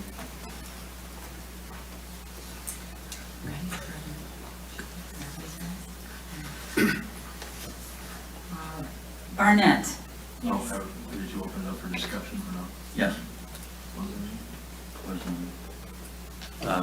We'll leave it open. Any discussion on the motion to deny? Questions for Rick or others?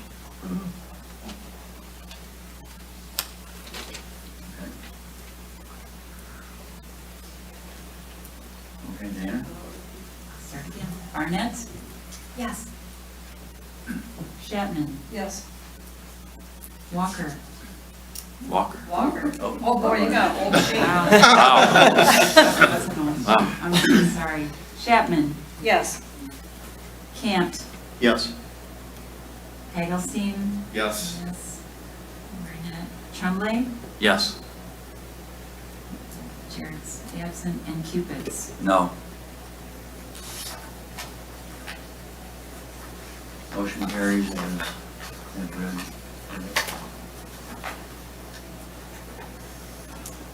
Can you send me a copy of that motion that I have to bring to the board? Will do. Well, I think we'll just take a, Well, hang on, though. I think you should let the audience and the developer and the applicant know what the next step is. Okay, so this moves on to the board as before for their consideration. We are a recommending group. In this case, they are the decision group. Is it 2 weeks from today? Yes. Same place, same time. Same place, same time. And they will have the minutes for our meeting available to them. It's being, I believe, being recorded again this evening. So they'll be able to watch the recording. I asked her in the beginning, and she said yes. Okay. Which was different than what we thought. But it's not being live streamed. Right. Okay. All right, we'll take about a 5-10 minute break, and we'll resume our meeting after that. Not too much. You want to get on for 11. I got 3 copies.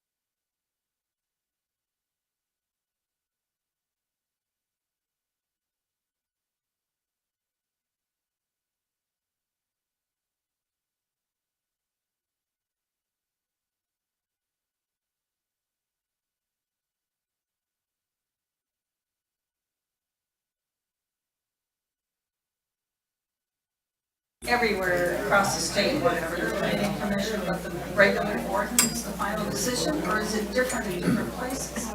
I thought it, It's different in different places, right? What's that?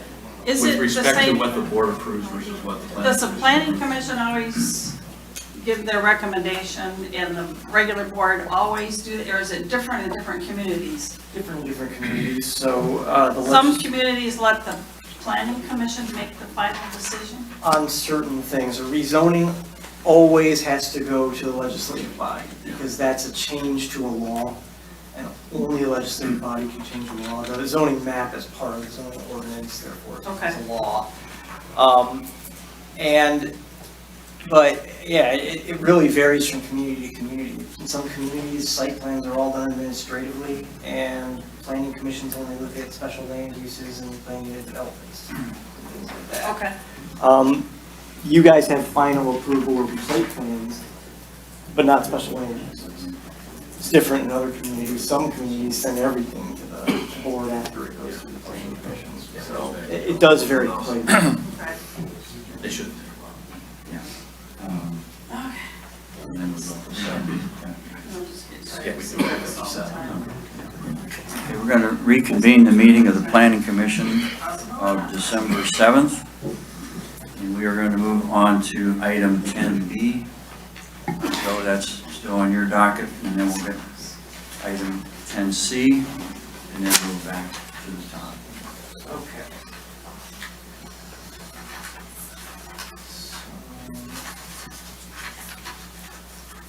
This would be 5G technology. There's no updates on that tonight. No updates on? Yeah. That's needed. Mike was right. That was a quick item. We'll move on. All right. 5C should be quick too. 10C, tree preservation ordinance. Right, I made the revisions that were discussed last time. And the main substance of that, hang on, I have to figure out which of these items I have. Okay. The main substance of that is, on page 5 of that memo, under item C, there's a 1, 2, 3, 4 there. That was 2 items before, it's now 4. And a little bit is worked into the paragraph above. So we've just got a clearer sense of what needs to be submitted on the tree inventory. Says here, there's a public hearing date that has been set, is that correct? We have not set a public hearing on this yet. So if the commission is so inclined, you could set a public hearing on this tonight. Any comments, questions from the commission? Joe, I have a question on our current ordinance, number 1. Sure. Is there anything in our current ordinance regarding any parcels that are less than 10 acres? No. So if it's less than 10 acres, no rules apply for tree cutting? Yeah, exactly. And we're trying to address that in our new ordinance? Right. Okay. Recommended language on the new ordinance, A, last paragraph. Recognizing the above cited benefits of vegetation and woodlands, is important to integrate these natural resources into, I would say, existing and future. Because we are addressing existing properties, correct?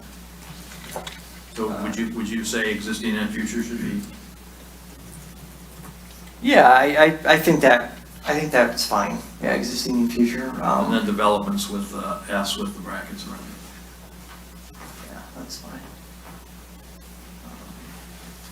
And then number B, I think we have an extraneous "the" before Bruce Township, And the Bruce Township. Yes. correct?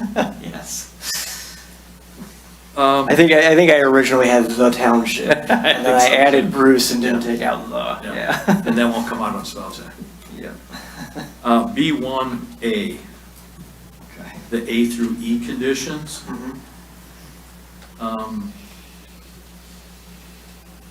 What about commercial and industrial properties?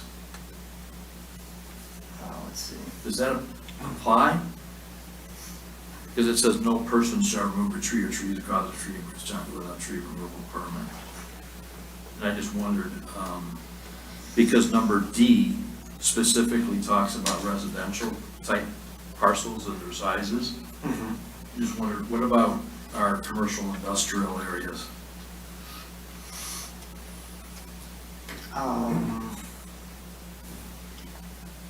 I see what the question is. Right, so there's a little exemption for certain removal on single-family properties, but there's not an exemption that applies elsewhere. That's the question. Okay. At the moment, there is not an exemption that applies elsewhere. Yeah. Okay, I get it. Yeah. So I'm good with most of the changes that were recommended. Unless anybody else has any comments. I'll make a motion that we set a public hearing in January to review the language as modified tonight. I'll second. Okay, motion by Tremblay, second by Andy.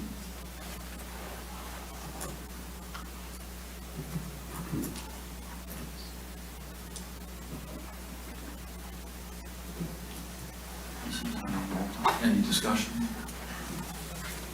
Wait, are you okay? I'm okay. Okay, anyone have discussion items, questions, comments?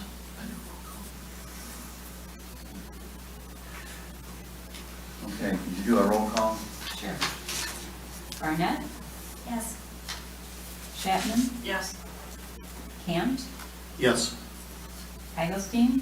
Yes. Tremblay? Yes. Cupids? Yes.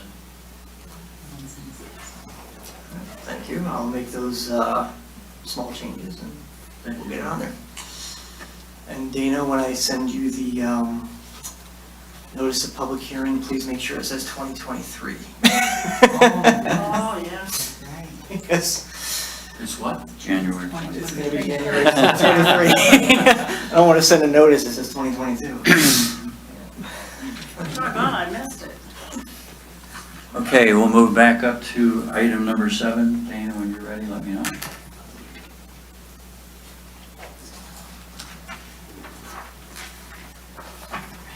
Ready? Okay. Item number 7 is a public hearing for Andrew Harlow requesting a rezoning. Andrew, can you approach the podium, give us your name, address for our record? My name is Andrew Harlow. I live at 11901 Kading, Bruce Township.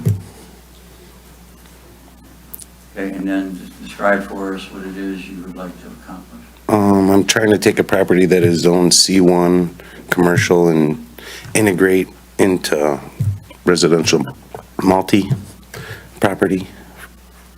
8-unit condo complex, maybe townhouses more like.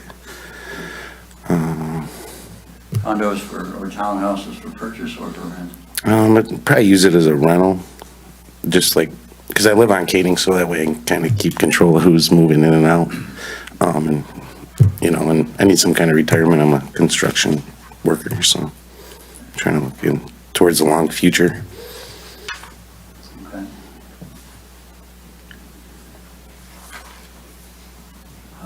Joe, you have any thoughts and comments based upon the documentation you received? Sorry, you can stay there for questions. Yep. Okay. I do have a review letter here. Right, it's the corner of Van Dyke and Kading, the northeast corner specifically. Its current zoning is C1 local commercial, and the requested zoning is RM3 residential multiple family.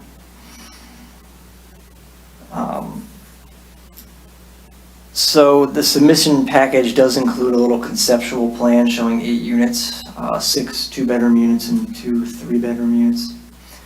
I did discuss that a little later in the letter as well. I also included a complete list of permitted and special land uses in both the C1 and RM3 districts so that you can see what the differences are at the end of the letter. So this is a 0.86 acre site. It's currently vacant. It's located on the northeast corner, like I said. When we look at the surrounding properties, to the north we have more C1 zoning, and that is vacant. To the east, south, and west is all detached single-family homes. They're all zoned R1B, including those across Van Dyke. The master plan designates this property as commercial with low to moderate density, single-family to the east, south, and west. More areas planned commercial to the north along Van Dyke. So the letter doesn't review the site plan that was provided in detail, because that's of course not been submitted for approval at this time. It's meant to show some potential development if the site's rezoned. I do have some comments on it, though.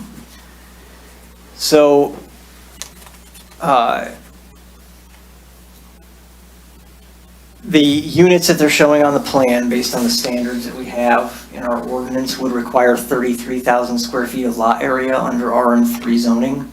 The lot area is 37,461 square feet. So there's adequate lot area for the units that are shown on the concept plan.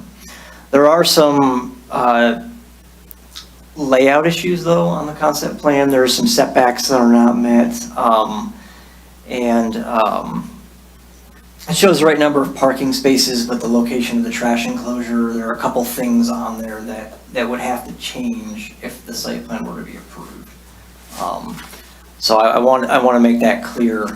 There's a utility line running through the property that might probably have to be moved to facilitate development, particularly as designed as well.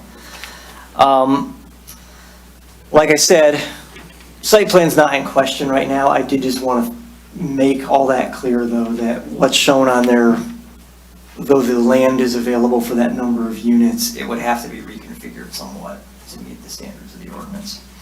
Reconfigured but not reduce units? You wouldn't necessarily have to reduce the units. I mean, it could become a practical matter that something just doesn't fit, but nevertheless, the number of units, the density that's presented on the concept plan is in line with the district that's been requested, a little lower.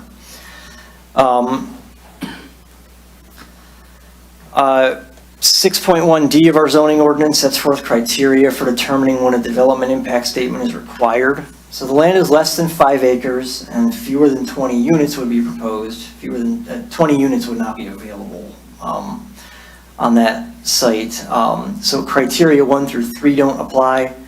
Criterion 4 reads as follows: for any request for rezoning of any size which is not consistent with the master plan, the planning commission shall determine consistency with the master plan. So that is giving the planning commission the ability to say, yes, we are comfortable with no development impact statement accompanying this request, or we feel that a development impact statement should be submitted. And then you would, if you did feel that a development impact statement should be submitted, then you would provide the parameters of what you're looking for. We have our usual list of issues to consider for zoning map amendment.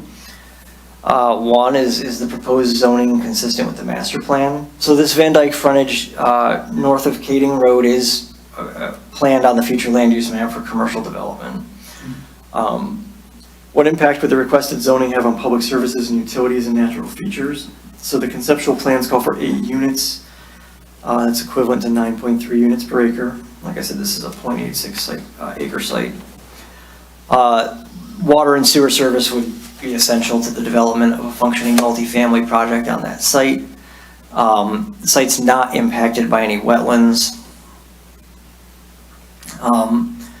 As the applicant provided evidence that the property cannot be developed or used as zoned. The property is currently vacant with its commercial zoning. There hasn't been proof as such provided that it can't be used as zoned, but it has been zoned commercial for a long time. Is the proposed zoning district and potential land uses compatible with surrounding uses? So the site's surrounded mostly by detached housing. The commercial land to the north hasn't been developed, so there's a large vacant commercial property to the north. Will the proposed zoning place a burden on nearby thoroughfares? If so, how would this burden compare with the existing zoning district? So if you totally maxed it out, you could get a maximum of 9 units on this parcel with the requested zoning. Obviously, we're aware local concerns about traffic, particularly as you round the corner past the light on Gates. 9 units is not going to have a significant effect on area traffic in terms of service levels, which is one of the measures that's used in traffic studies. You look at the service level on a road. If the Planning Commission has concerns about the requested zoning with regard to its adherence to the township's future land use plan, you may require the submission of a development impact statement. That is, again, at your discretion. Is there other land currently available for this use? So the township has a small amount of land zoned multifamily on the east side of M53. It's zoned RM1. The only land in the township zoned RM3 is 2 lots to the south. It's occupied by a small multifamily development. I think most of you are aware of it. It's been there for quite a long time. Will development of the site under proposed zoning be able to meet zoning district requirements? That may be possible. The concept plan submitted with the application doesn't meet some setback standards of the district. It would require some significant redesign if it were to be submitted as a site plan in order to be compliant with our zoning ordinance.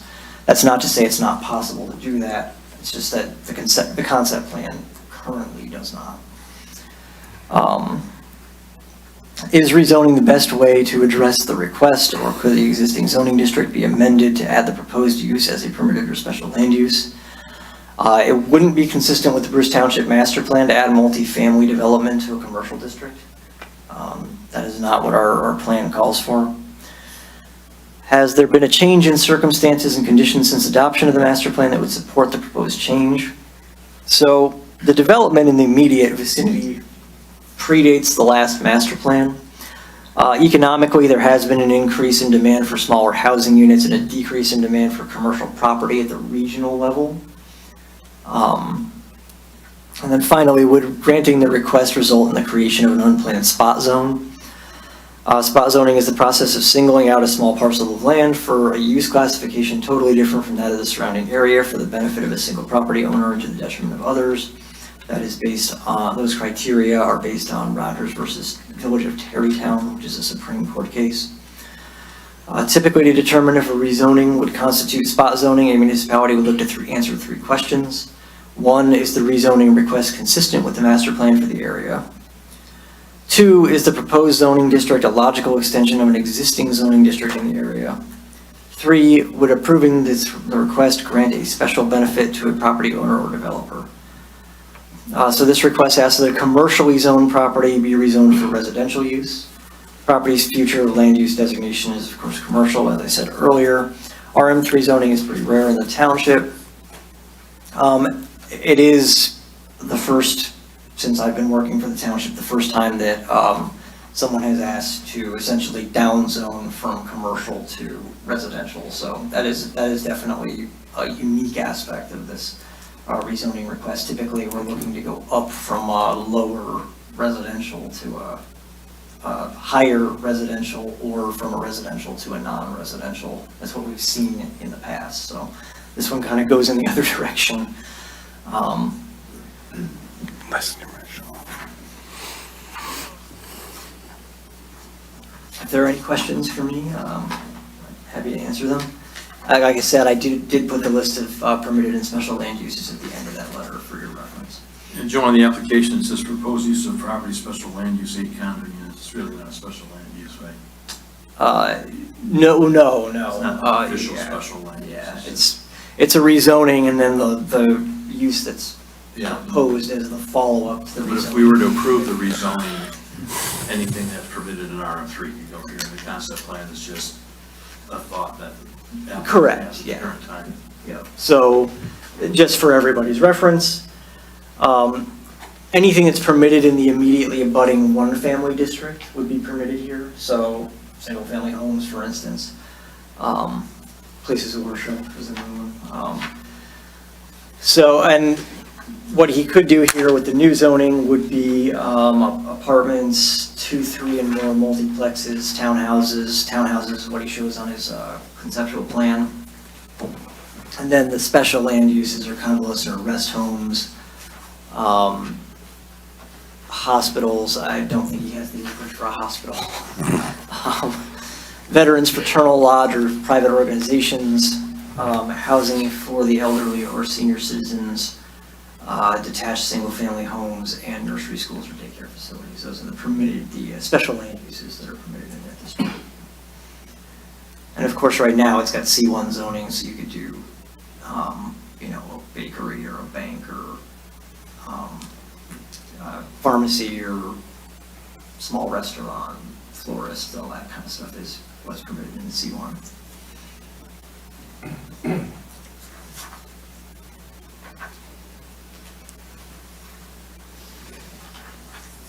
Okay, any questions for Joe?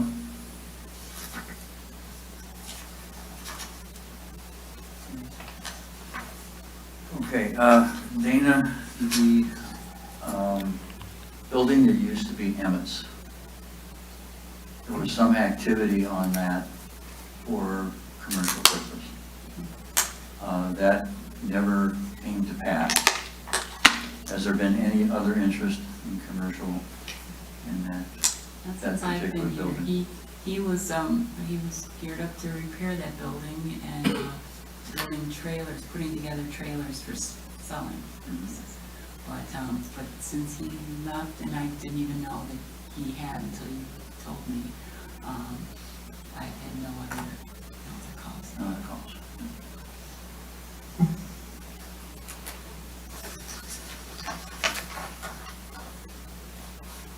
Have you considered doing anything under the C1?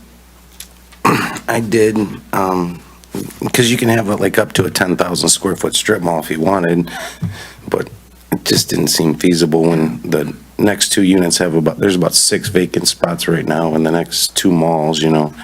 So adding more strip malls, I don't know if it, yeah, it didn't make sense, and it's gonna cause a lot more traffic than just the 8 homes would. If you have like a CVS with a drive-through or whatever, it's just, I'm trying to like keep it like more country, even though it's more people, but it's not like a commercial building, like I'm living in Warren, like at the corner, there's a party store or whatever, you know what I mean? And then, did you ever consider going to just the R1B, like all the surrounding properties? I would, but the amount of money I pay for the property, it doesn't make sense, kinda.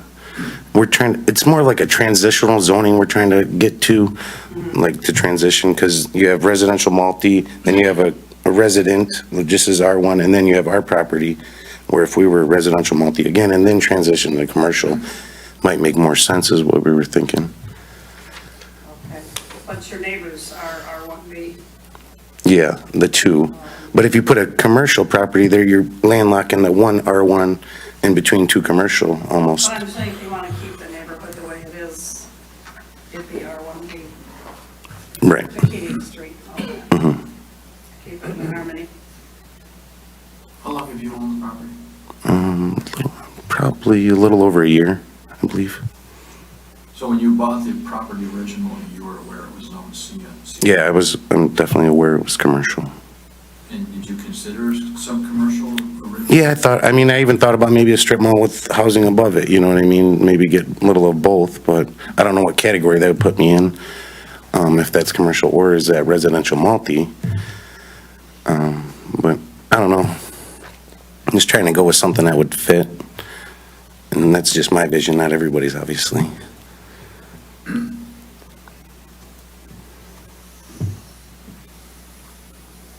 Were you here for the whole meeting today? Yes, sir. Okay, so you saw what happened.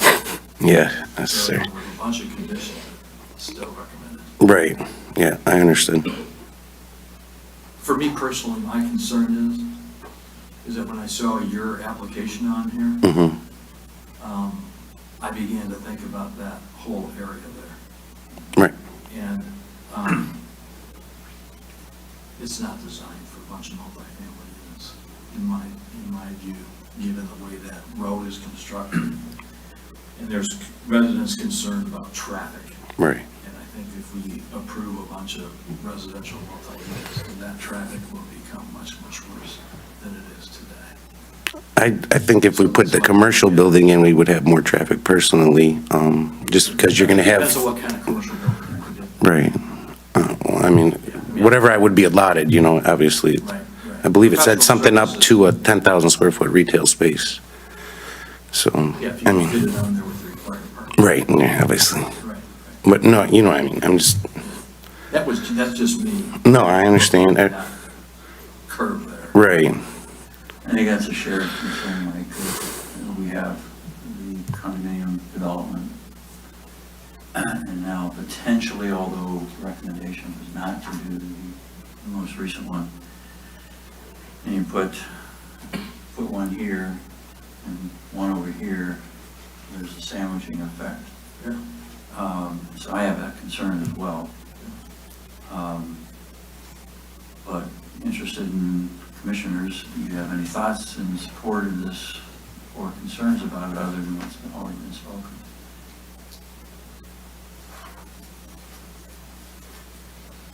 Dana would ask that you enter into the record the letter from Michael Sharp into the record for this meeting, for this property. That went to you on December 5th. Yes. You know what I'm talking about? Yes, you sent us a copy of that letter, I'm just Dana. making a I request that did, you enter I it into the public yes, record. yes. I've got a comment. The essence of it is that they're not in favor of it, in case you didn't see it. right. And FYI for you, my understanding is that when you have a contiguous building with multiple units, it requires community wall. Right. So, we purposely reordered the agenda to give you some background as to what we have been debating for the past 4 years with the other applicant. So, that being said, if you were granted approval to do this, you fall into the same situation that they will, because Justin has already stated that No, I understand. Village of Romeo is not going to provide any water. Right. I don't speak for the whole board. I'm sorry? I don't speak for the whole board. Correct. Yeah, just. But I mean, well, maybe more accurately put, is based on the history. No, yeah, I understand. The Village of Romeo I do a lot of has building. not been granted. There's no water. Okay, so There's not any in the area. correction there. So if that all played out where, let's say that we were going to recommend approval, and then the isolation zone for the community well, go ahead, Anne Marie. Is this a public hearing? It will be, yes, there will be. Okay, I can have a few comments Okay. and I can speak to that then.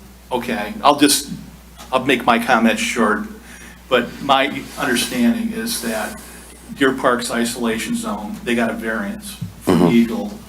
And so instead of being a 200-foot radius, theirs is a 100-foot radius, which is 0.72 acres, which is almost your whole property. So, a multi-unit contiguous building, I don't think it's feasible whatsoever. So, All right, maybe what we ought to do is move to the public hearing we heard from Joe. Okay. And that would be typical. yeah, sorry if I'm out of order, so. I've allowed it, so. I don't think you're out of order, but so moved. Motion by Mike Tremblay to open the public hearing. At 9:15. Yes. Can I get a second? I'll second. Seconded by Connie Chapman.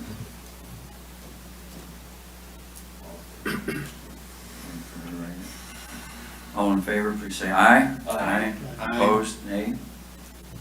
Motion carries. Okay, public hearing is officially open. Sorry to be available for questions that may come up. Anyone wish from the audience to come up? Anne Marie? State your name once again for those. that may Yes, be- Anne Marie Boyce, 70170 Whitetail Lane, Bruce Township. Just a couple observations or comments. Clearly, this is just a kind of initial, what I call straw man, so take my comments for what it's worth based on that. It is definitely not consistent with the master plan. So any rezoning there, the concern would be the same as what I previously said this evening, is opening the door and perhaps making it more difficult to deny similar requests in the future. And that whole quadrant, if you will, that little section that we're talking about is ripe for that. If this property were to be rezoned, it would seem to suggest that that is perfectly fine for all of the, I think it's about 15 acres when I looked on the map north of that. So just an observation. Second observation is in the sense of townhouses and things that would be 2 stories. We don't have that anywhere in Bruce Township. And I believe that all of the master planning thus far has said that those type of things would take place, I believe, at 33 and McKay, back in that area.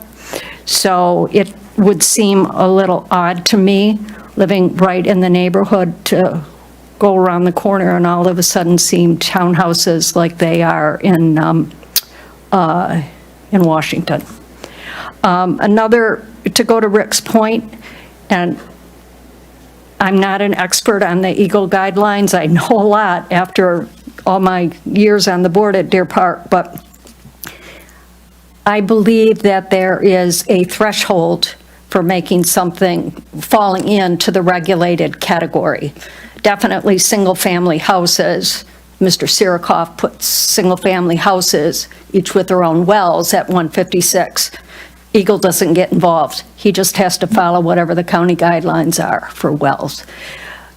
For some reason, sticking in my mind that the type 1 community well classification that Deer Park falls into, I want to say it's service to 15 residences. I don't know what could apply under the state law for multifamily that is providing services to under that amount.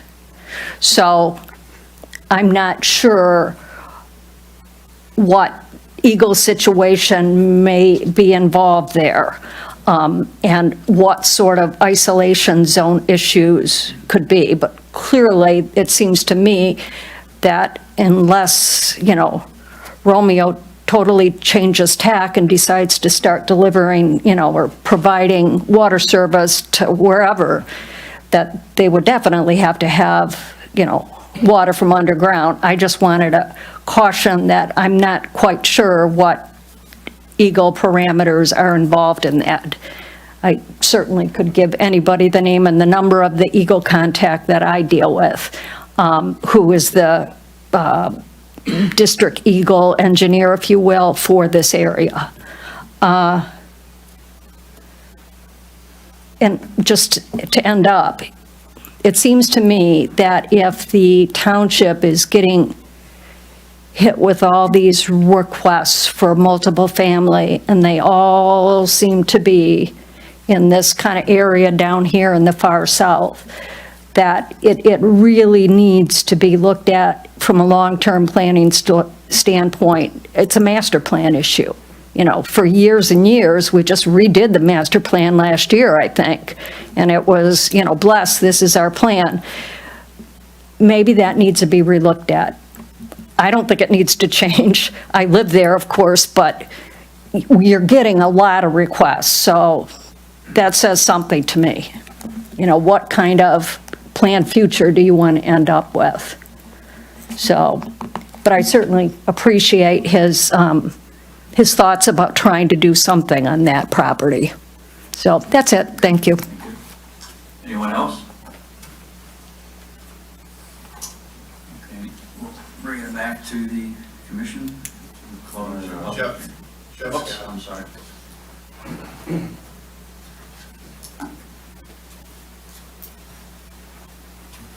My name is Jeff Fritz. I live at 569 Charles Line in Rochester. I've known Andy for a long time, and some of the issues are the water issue is something we would have to get going. But let's talk about the property itself. It's a very small piece of property, only 140 feet wide, 260 feet, I believe, and it's zoned C1, which to me, I can understand why they try to do it. It's on Van Dyke and so on and so forth. But from a realistic point of view, there's certain things that are permitted under the land use. But they're not really practical from a standpoint of view of the size of this, of traffic going in and out and so on and so forth. And in fact, just a few hundred yards down the road, you have, I don't know how many, about a half a dozen vacant units that could accommodate everything that's on this list that you're allowed to do. In a piece of property like that was mentioned earlier, it's a beautiful piece of property from a transitional zoning point of view.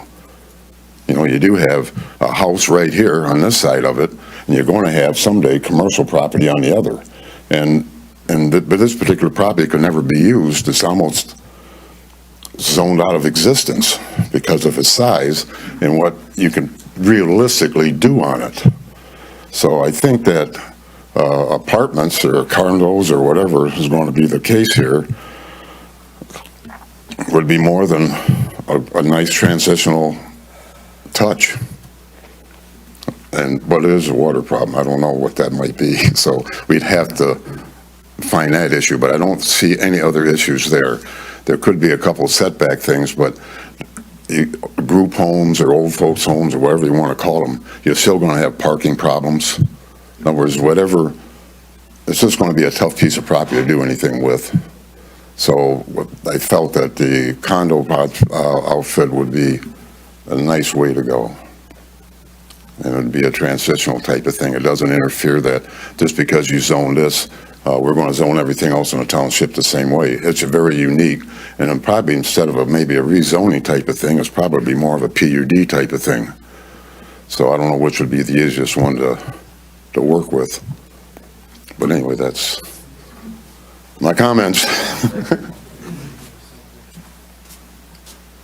Anyone else have comments?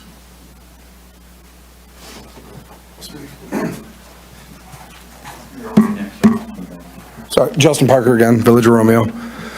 I personally like the change from commercial to some type of residential. I think you're saying it might be a nice transition. My question would be, I believe that is on the sewer district. So the change from commercial to residential would obviously increase your sewer capacity. So that would be my concern there. Thank you.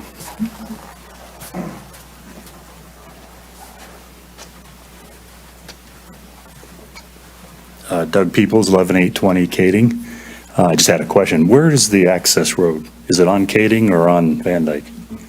I haven't seen the plan. The way it's drawn, it's coming off of Kading. Kading, okay, because Kading Road is deteriorating daily. I mean, I blew a tire out the other day, kind of up towards that end. Right. And part of the problem was the development of those three houses that were there. When they unloaded their equipment, he drove a steel track bulldozer, three of them, actually, up the street with no protection and dug up half the street, and they just threw a little bit of patching in there. But the condition of the street is just going downhill every day, and it's like, the reason is the county miscategorized the street.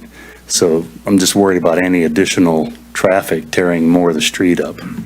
And I've been talking with the county a little bit about the street, and they made a mistake back in the 90s when things were manual. They thought we were Kading Street in Rome or in Utica, not Kading Road in Bruce.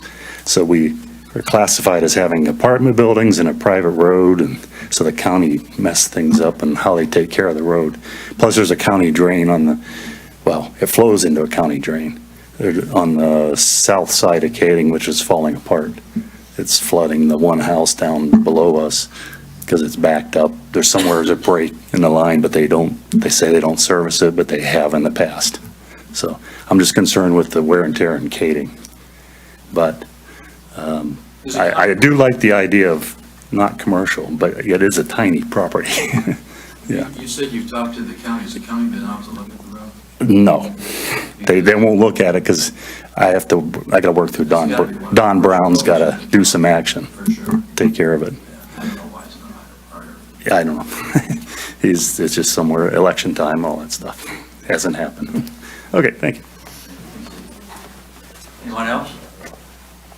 Okay, I'll make the motion to officially close the public hearing. Second. Motion by Cupis, seconded by Mike Tremblay at 9:25.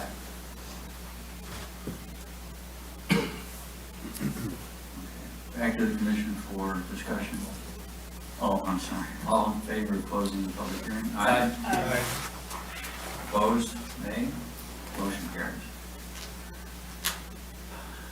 Okay. Back for conversation.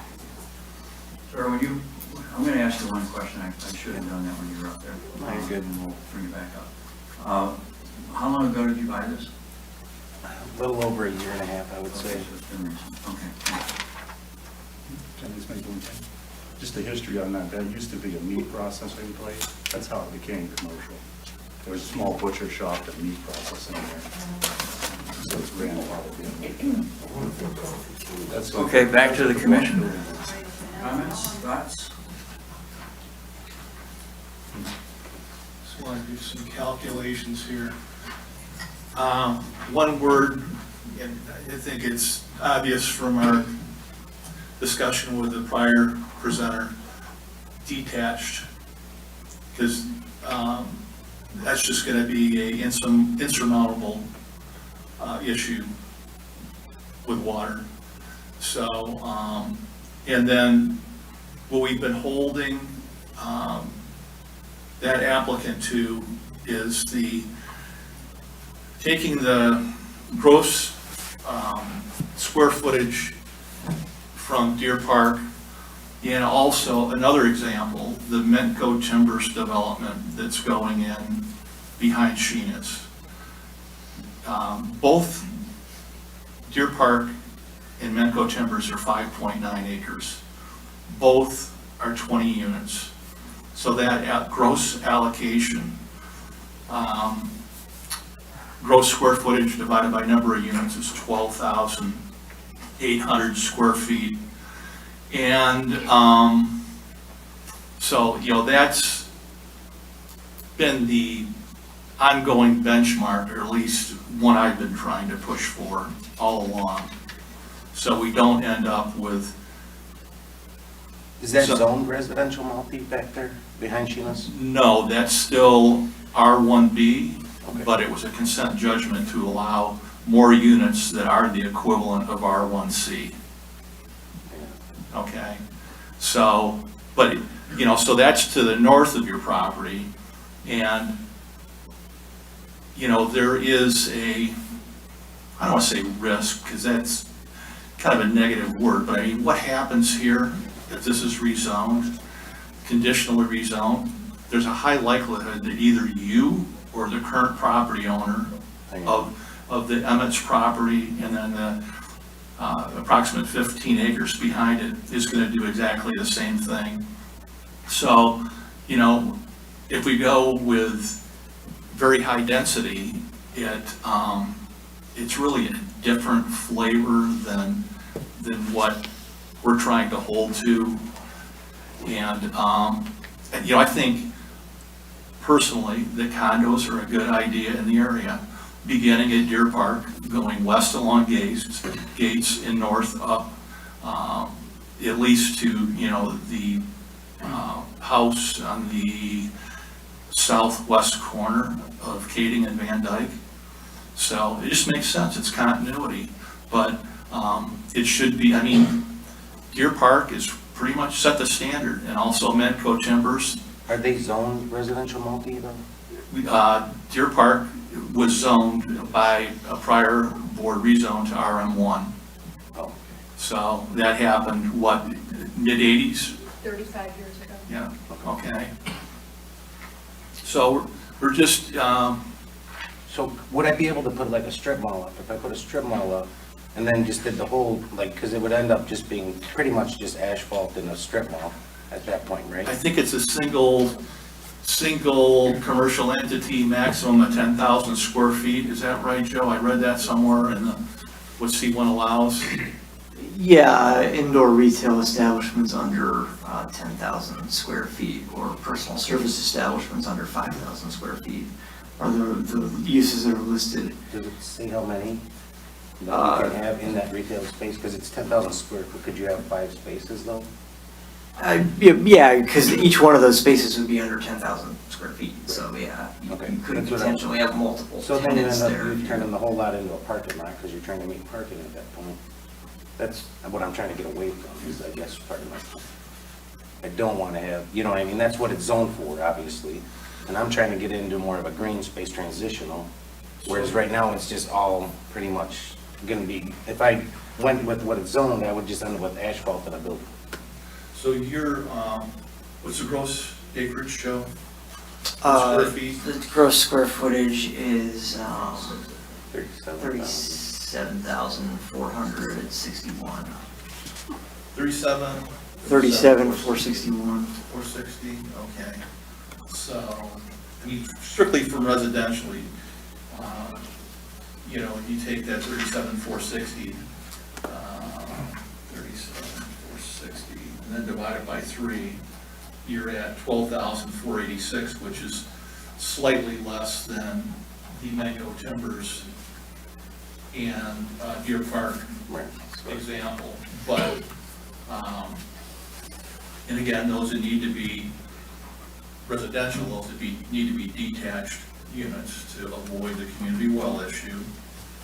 So it's not your 8, but I mean, the way that your application is presented, you've got roadblocks, multiple. No, I understand. There's other directions. I mean, housing market's dead right now, so I couldn't transition into housing, just to be honest with you. I have 4 spec houses in downtown Romeo right now that aren't selling. So I'm looking to get it into where rentals are now selling more, or not selling, but are actually being filled, because nobody's in the market to buy a house, where there's a lot of people that need to rent a house right now, because the way interest rates and everything are, whereas we really don't offer that unless you want to live in a trailer in Bruce Township. I mean, all those in Deerfield Park are for own. So as soon as someone owns it, that's it. There's no moving of anyone in, moving anybody up, young people in our neighborhoods. And an apartment in our area, they just either move to the trailer park or they move up. I grew up here and know the area pretty well. One thing that I'll just point out to the planning commission is that you have a request for rezoning on the table. Under Michigan law, you are not obligated to recommend a rezoning to the designation that is being proposed. You can discuss with the applicant a possible other designation. So you have below R1, RM3, you have RM2, RM1, and R1C. You are free to discuss the possibility of any of those classifications on this property with the applicant as well. He doesn't necessarily have to agree that he's going to accept a rezoning to one of those classifications. What's going to happen here? But you are free to discuss it. So if you wanted to discuss RM1 and possibly have a duplex or triplex or something on there, that's something that you could discuss with him. So you're not locked into only discussing RM3 here.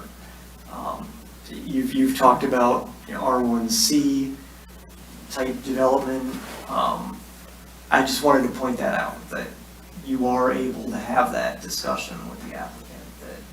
Maybe RM3 is not the right thing, but what about a different classification? You can do that within the confines of the So system. the R1C, that I believe that's still 12,000 square foot minimum lot size. Yeah, it is, yeah. Okay, so it's the same thing, it's very similar to what I just mentioned about the current standards set by Deer Park and Menco Timbers. But for single family on that lot, I mean, I can't conceptualize how that would be handled. I mean, single family, the lot would need to be split, and then, I'm not even sure if that's possible. I mean, what options would there be for Right, so, one disadvantage of splitting it and putting 3 detached houses on it is that you wind up with driveways going out to Van Dyke, which is not something that you want. He's got a driveway on his concept plan going to Kading for a reason, right? You want the side street access because it's just safer. And, I think that, the point was raised by the last commenter that they're viewing it as a transitional piece.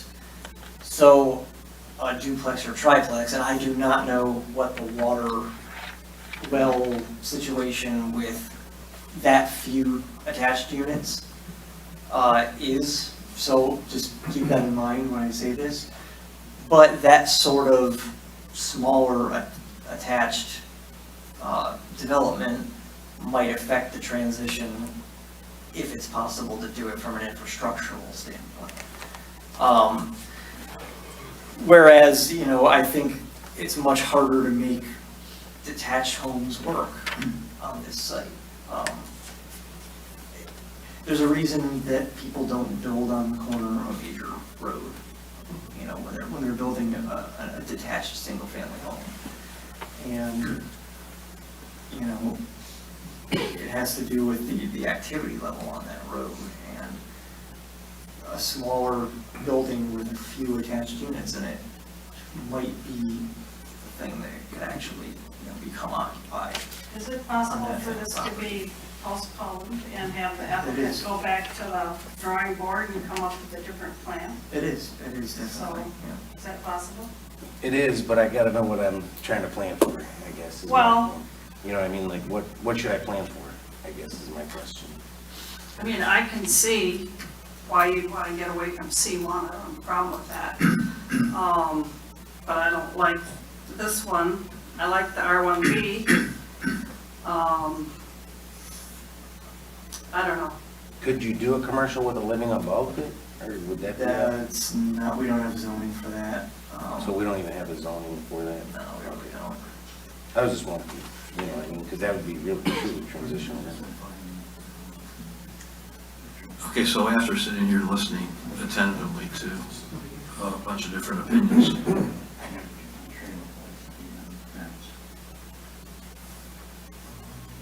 and about the location of that property, and even if you were to, wait, let's have one meeting here, please. Guys, can we have one meeting? Okay. Well, you can do that, but stop me from talking.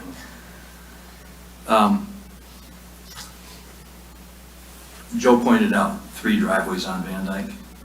That's probably not very appealing.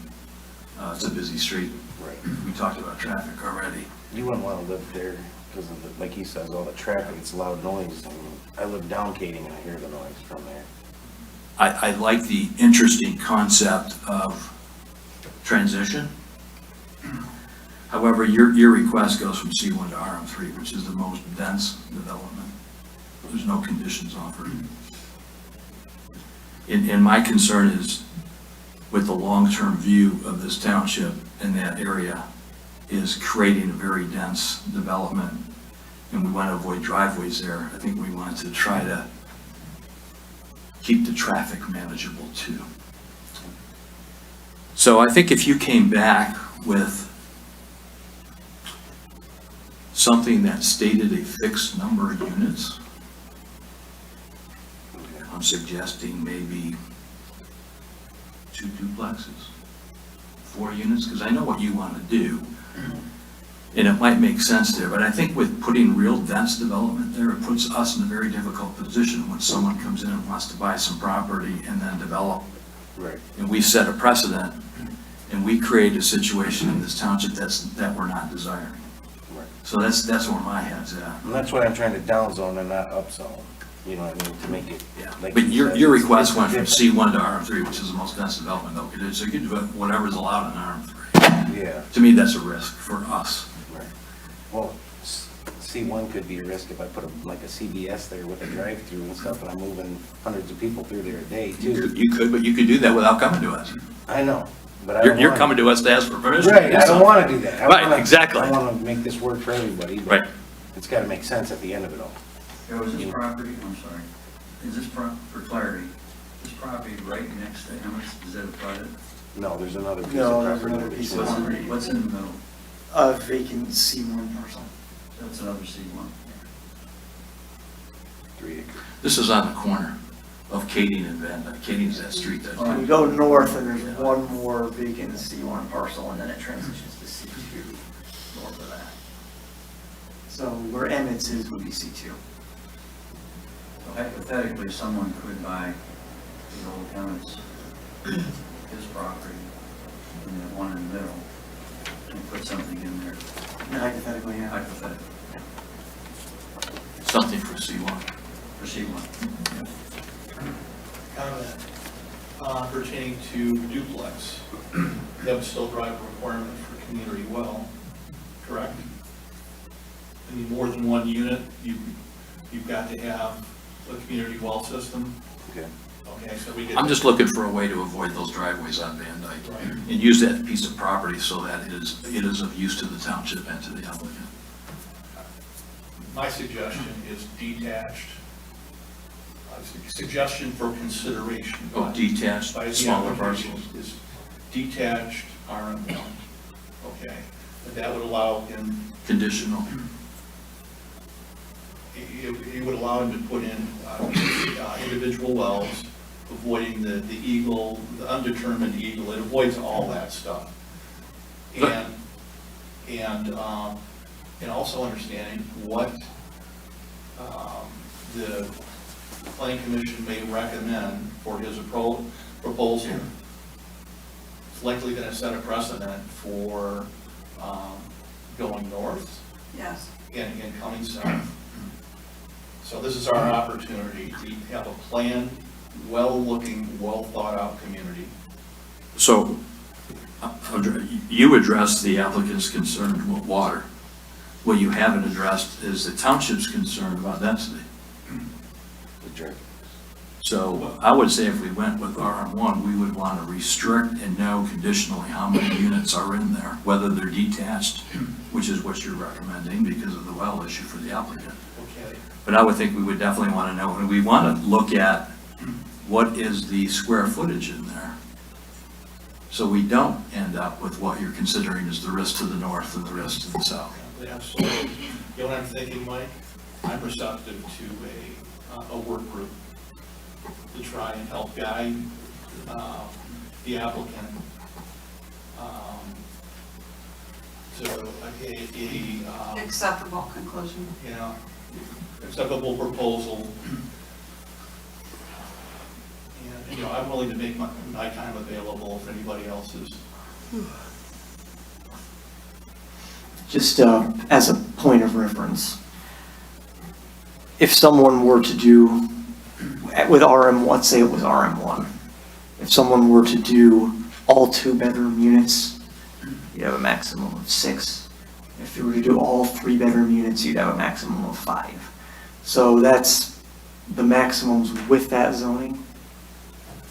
If That's there a was- good point of reference. Yeah, if there was a It's condition. still RM1, Yeah. and you still got the risk going north and south. So I just wanted everybody to be aware of what those Right, you're limits would be. talking unconditional rezoning. Exactly. Yeah, RM2 would give you 7 units, RM1 gives you 6 units. So, Provided you don't have that 3rd bedroom in it. Correct. Units, yeah. but I believe what was demonstrated by discussion with the developer before you, that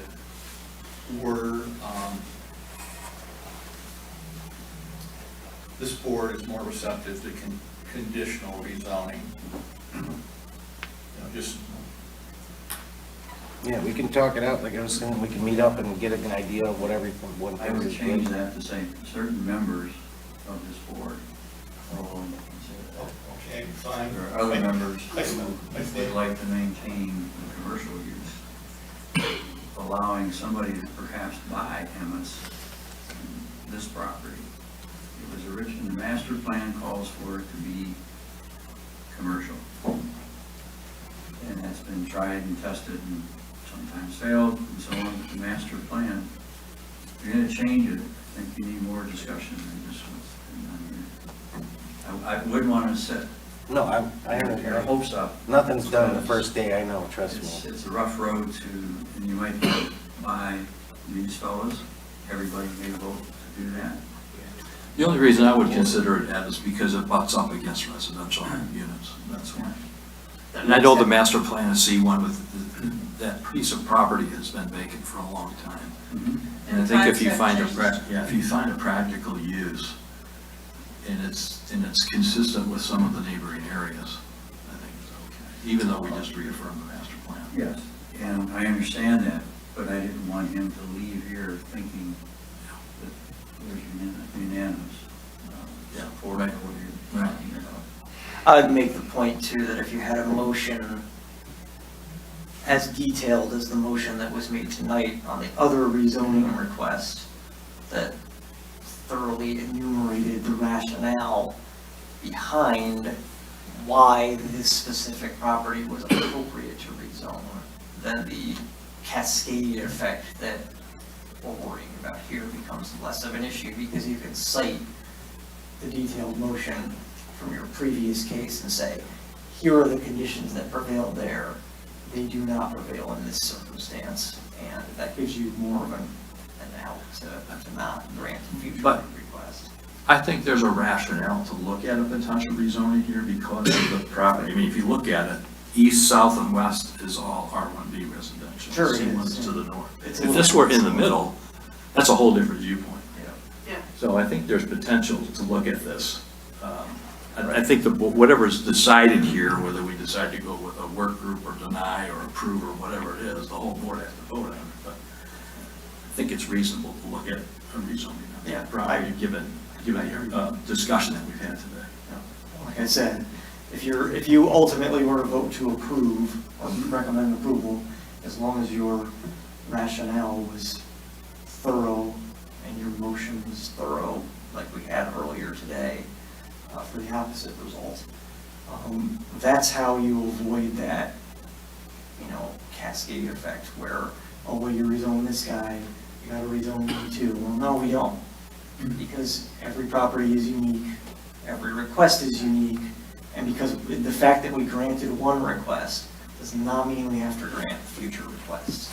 There's unique circumstances to every property, and as long as we cite those and we're clear about our rationale, then we can lean on that in the future when we have a request that's not as appropriate. That's why I suggested the work group potential, because that's an opportunity for a couple of the planning commission members to work with the applicant to come up with suggestions for consideration by the applicant that may be palatable by the planning commission as a whole. But even after the effort's gone into the planning commission, it's still not a guarantee that you're going to get a motion to approve. But I think it's always in the best interest to get everything out on the table, all the issues be discussed forthright and honestly, and try to come up with suggestions for your consideration to come into the board that could increase the likelihood of approval, but understand, no guarantee. No, I understand. You And just gotta get. again, I'm restating, I'm willing to take and make the time to work with you. And Jeff, for full disclosure, Jeff and I are related, okay? So I have no financial interest in this. This is just trying to be a good human being. They're trying to help out another, and just, that's it. No, Jeff's actually a silent partner. He has no say in anything in my company. He has no say in Okay, anything, so. well, I didn't know that, but I just, No, I'm just letting you know so that way everyone understands that he has zero say in anything. He's just a bank. You to be an honest guy, Jeff. He provided some good arguments for you, so I wouldn't poo-poo him about that. No, I'm just saying at the end of the day, you know what I mean? That he's not, Yeah. like. Okay, appreciate you sharing that. Do you have a question on protocol? The applicants asked for a rezone to RM3. We vote on that? Or does the applicant have the opportunity, if we decide something here, to revise his application, or how would that work? Or does he have to reapply?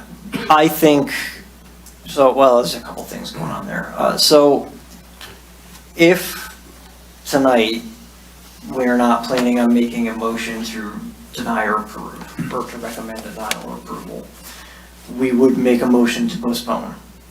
And in that motion, we can specify why we're postponing, which is to allow the applicant to study the discussion that occurred tonight and decide whether or not he wants to modify his request. And if he chooses to modify his request, he can return with a modified request and we can take up the issue again. And that would not require a resubmittal. As I said, we do not have to rezone to the original request. We can land on a different district if we so Can I make a motion to that effect to everything you said? Motion by Chapman. Yeah, really. To postpone if that's acceptable with the applicant and meet. And can we say, hopefully that he'll be back next month and not go on for 4 years? I would love it if it didn't go on for 4 years. Can we put a timeline on it and say, hopefully we can postpone and, I would not say next month, but I would say like a 90-day time frame or something would be, it's a 3-month. how about 60? It's up to you It's your ultimately. motion. Like I said, I don't want this to go on for 4 years like the other one. Okay, I'd like to make a motion, the applicant, we can postpone this and have a work group, and he will work with Rick, whatever, to see the options and try to work this out and see what's acceptable, more palatable to the planning commission on this property, and hopefully he'll be back in 30 days or 60 days max. And if he's not back in 60, we vote anyway. Yep. That's what I suggest, so we don't get into this. And after 60 days, yes, we will vote to approve or deny. We need a second. We'll need a second. I was going to ask, Dana, do you have what you need? Yes, I do. We need a second on the motion. Second. So, Seconded by Randy Camp. All in favor? I think we should have this discussion first. Oh, sorry. My suggestion is that we have Rick, you're pretty well versed on this stuff. I would suggest if one of our newer people would work with him, be a great growing opportunity, learning opportunity. Rick's a great research guy. He's no longer the guy who was afraid to make a motion and make one of the more complicated ones we've had. So, I would suggest if you guys are, one of you guys or both of you, if you're willing to be part of the work group, and act as a sounding board to this too, because you guys have heard the arguments. There is no right or wrong answer necessarily. What's the time commitment on something like that? I'm sorry, what's the Time commitment. Yeah, if you met the group or. So let me ask you this, Connie, would you be willing to stretch it to 90 days to let a learning opportunity for some of our commissioners? You're not under a time urgency, are you? No. Okay. I mean, if you were, No, it is what it is. I mean, you know. So you've heard what we talked about. Are you good with that? Yeah. So Connie, what I would suggest, if you don't mind, is amending your motion to make it 90 days and include either Randy or Mandy. It's not that bad. It's kind of conditional. Randy's retired, I'm retired. I am not. You're working, so you'd be available, and you travel also, right?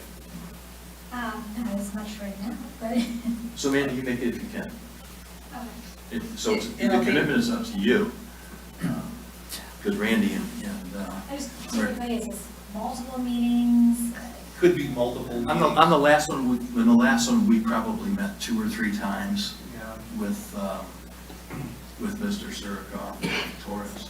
Hopefully this one's not And, complicated. That one was a bigger piece, a lot more history. And the reason we considered it is because one of the neighboring property was okay with the concept as long as certain conditions were met. Obviously, those conditions were met to the satisfaction of that neighbor, so we made a recommendation to the board based on an argument. I'd say 2 or 3 meetings, probably. Andy, you're running a construction company, so I'm available. you are available during Yeah, I'm the day? around downtown. Yep. Okay, but if for Mandy to attend. Whenever's would be- good. No, because. Yeah. Yeah. I have some flexibility, I work from home mostly, but I do have jobs, so. Typically, we meet up here, neutral ground. Right. And our planning commission meeting and board meetings are Wednesdays, so that's basically not the best day to try and do something up here because they set up the room. So, and the offices are open currently. It would be Monday, Tuesday, or Thursdays, right? Because offices are closed Friday. So just an FYI for you. Yeah, whenever works for all of you guys, I'll be there. So this would be a work group. Yep. It's not a violation of the Meetings Act because the 3 of you, and you are not making any decisions. You're trying to work give me with the some applicant to work with something that might be palatable to the entire. Right. So our role just going in, Randy, is we're not allowed to take and tell the developer what to do, or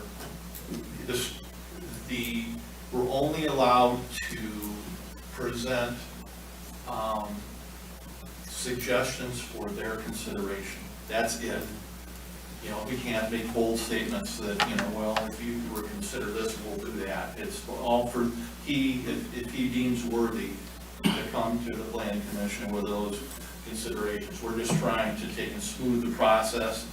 And, obviously compared to the prior applicant, Andy doesn't have the knowledge that they did. So from a collaborative standpoint, putting a little effort in, maybe it's a win for the township and a win for the developer. Appreciate it. So let's share our contact cards and, before we leave. So. And I would add this, do not allow everyone talking to you to put pressure on. You make the call. If you're unable, we'll find someone else. And the 3 of you, as a work group, do not involve the rest of the planning commission. Right. At all. Right. No discussion. I'd you have like a to motion? rehear the motion. I'd like to rehear it. That is very work. Go ahead. What do you want? No, I don't, she wrote it down, so I can't remember what I said now. So, That was seconded. Postpone. He amended. postpone until It would have to be the March. You have to rescind it. Well, the motion was seconded, so Is that a problem? One in it? you can amend your motion. Okay. You can retract it. I will retract it and let Mike redo it. Okay, so, can you correct me if I say something Yeah, different? more, yeah, I'm sure you have more detail than I. Postponement until the March Planning Commission meeting with the establishment of a work group of Rick Haggelstein, Mandy Barnett, and Randy Camp to work with the applicant. The applicant will have an opportunity to revise his application. So in the March meeting, would you have a revised application or vote on the original application? And sooner, if it works. Sooner if it works out, sooner if it works out. No later than the March meeting. So it will be on the March agenda regardless. Or sooner if it's done. Or sooner. That was a motion. And I'll second the motion. Can we do that by acclamation? No. Dana, roll call? And just so I'm clear, Who made that motion? Was that Connie, Mike, or was Mike. that? I guess he said I Just say had, Connie and Mike. You can do that, can't you? I think it should be with one person. So Yeah. I think I we'll think keep he it said with I Mike. had to do it because it was already Connie's motion, I seconded. just. My motion, I we just just tweaked it. Okay. Cupids, Yes. Eglestein, Yes. Cant, Yes. Chapman, Yes. Barnett, Yes. Tremblay. Yes. Motion carried.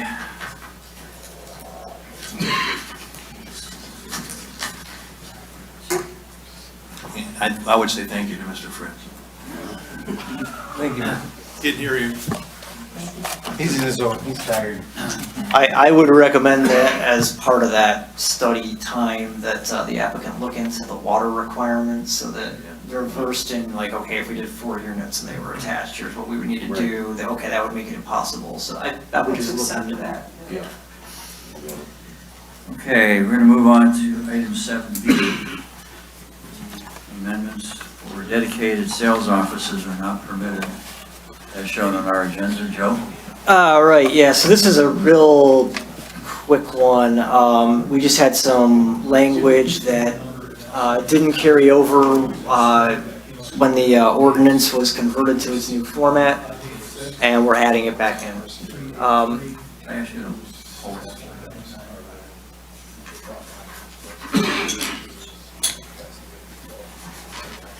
Which is worse when you stick it together when they're loose and I can't find them. I have both of their phone numbers. So you could just send them Absolutely. any emails? Yeah.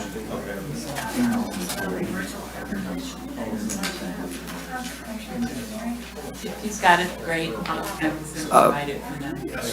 Do we have to vote to go past 10?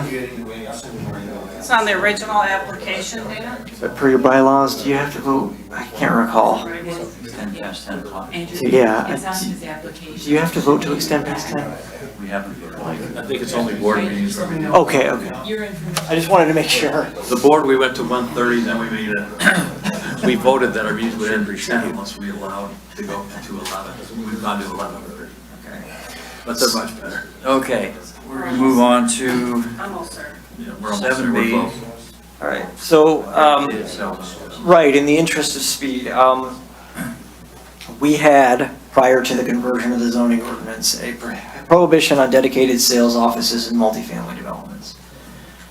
You can have a clubhouse and all that stuff, and if you sign a contract in there every once in a while, fine, but not a dedicated sales office. And that was just not carried over when the zoning ordinance was converted, so we're adding it back in 2 places, sections 3.8 and 3.9, and that covers all 3 of our multifamily districts.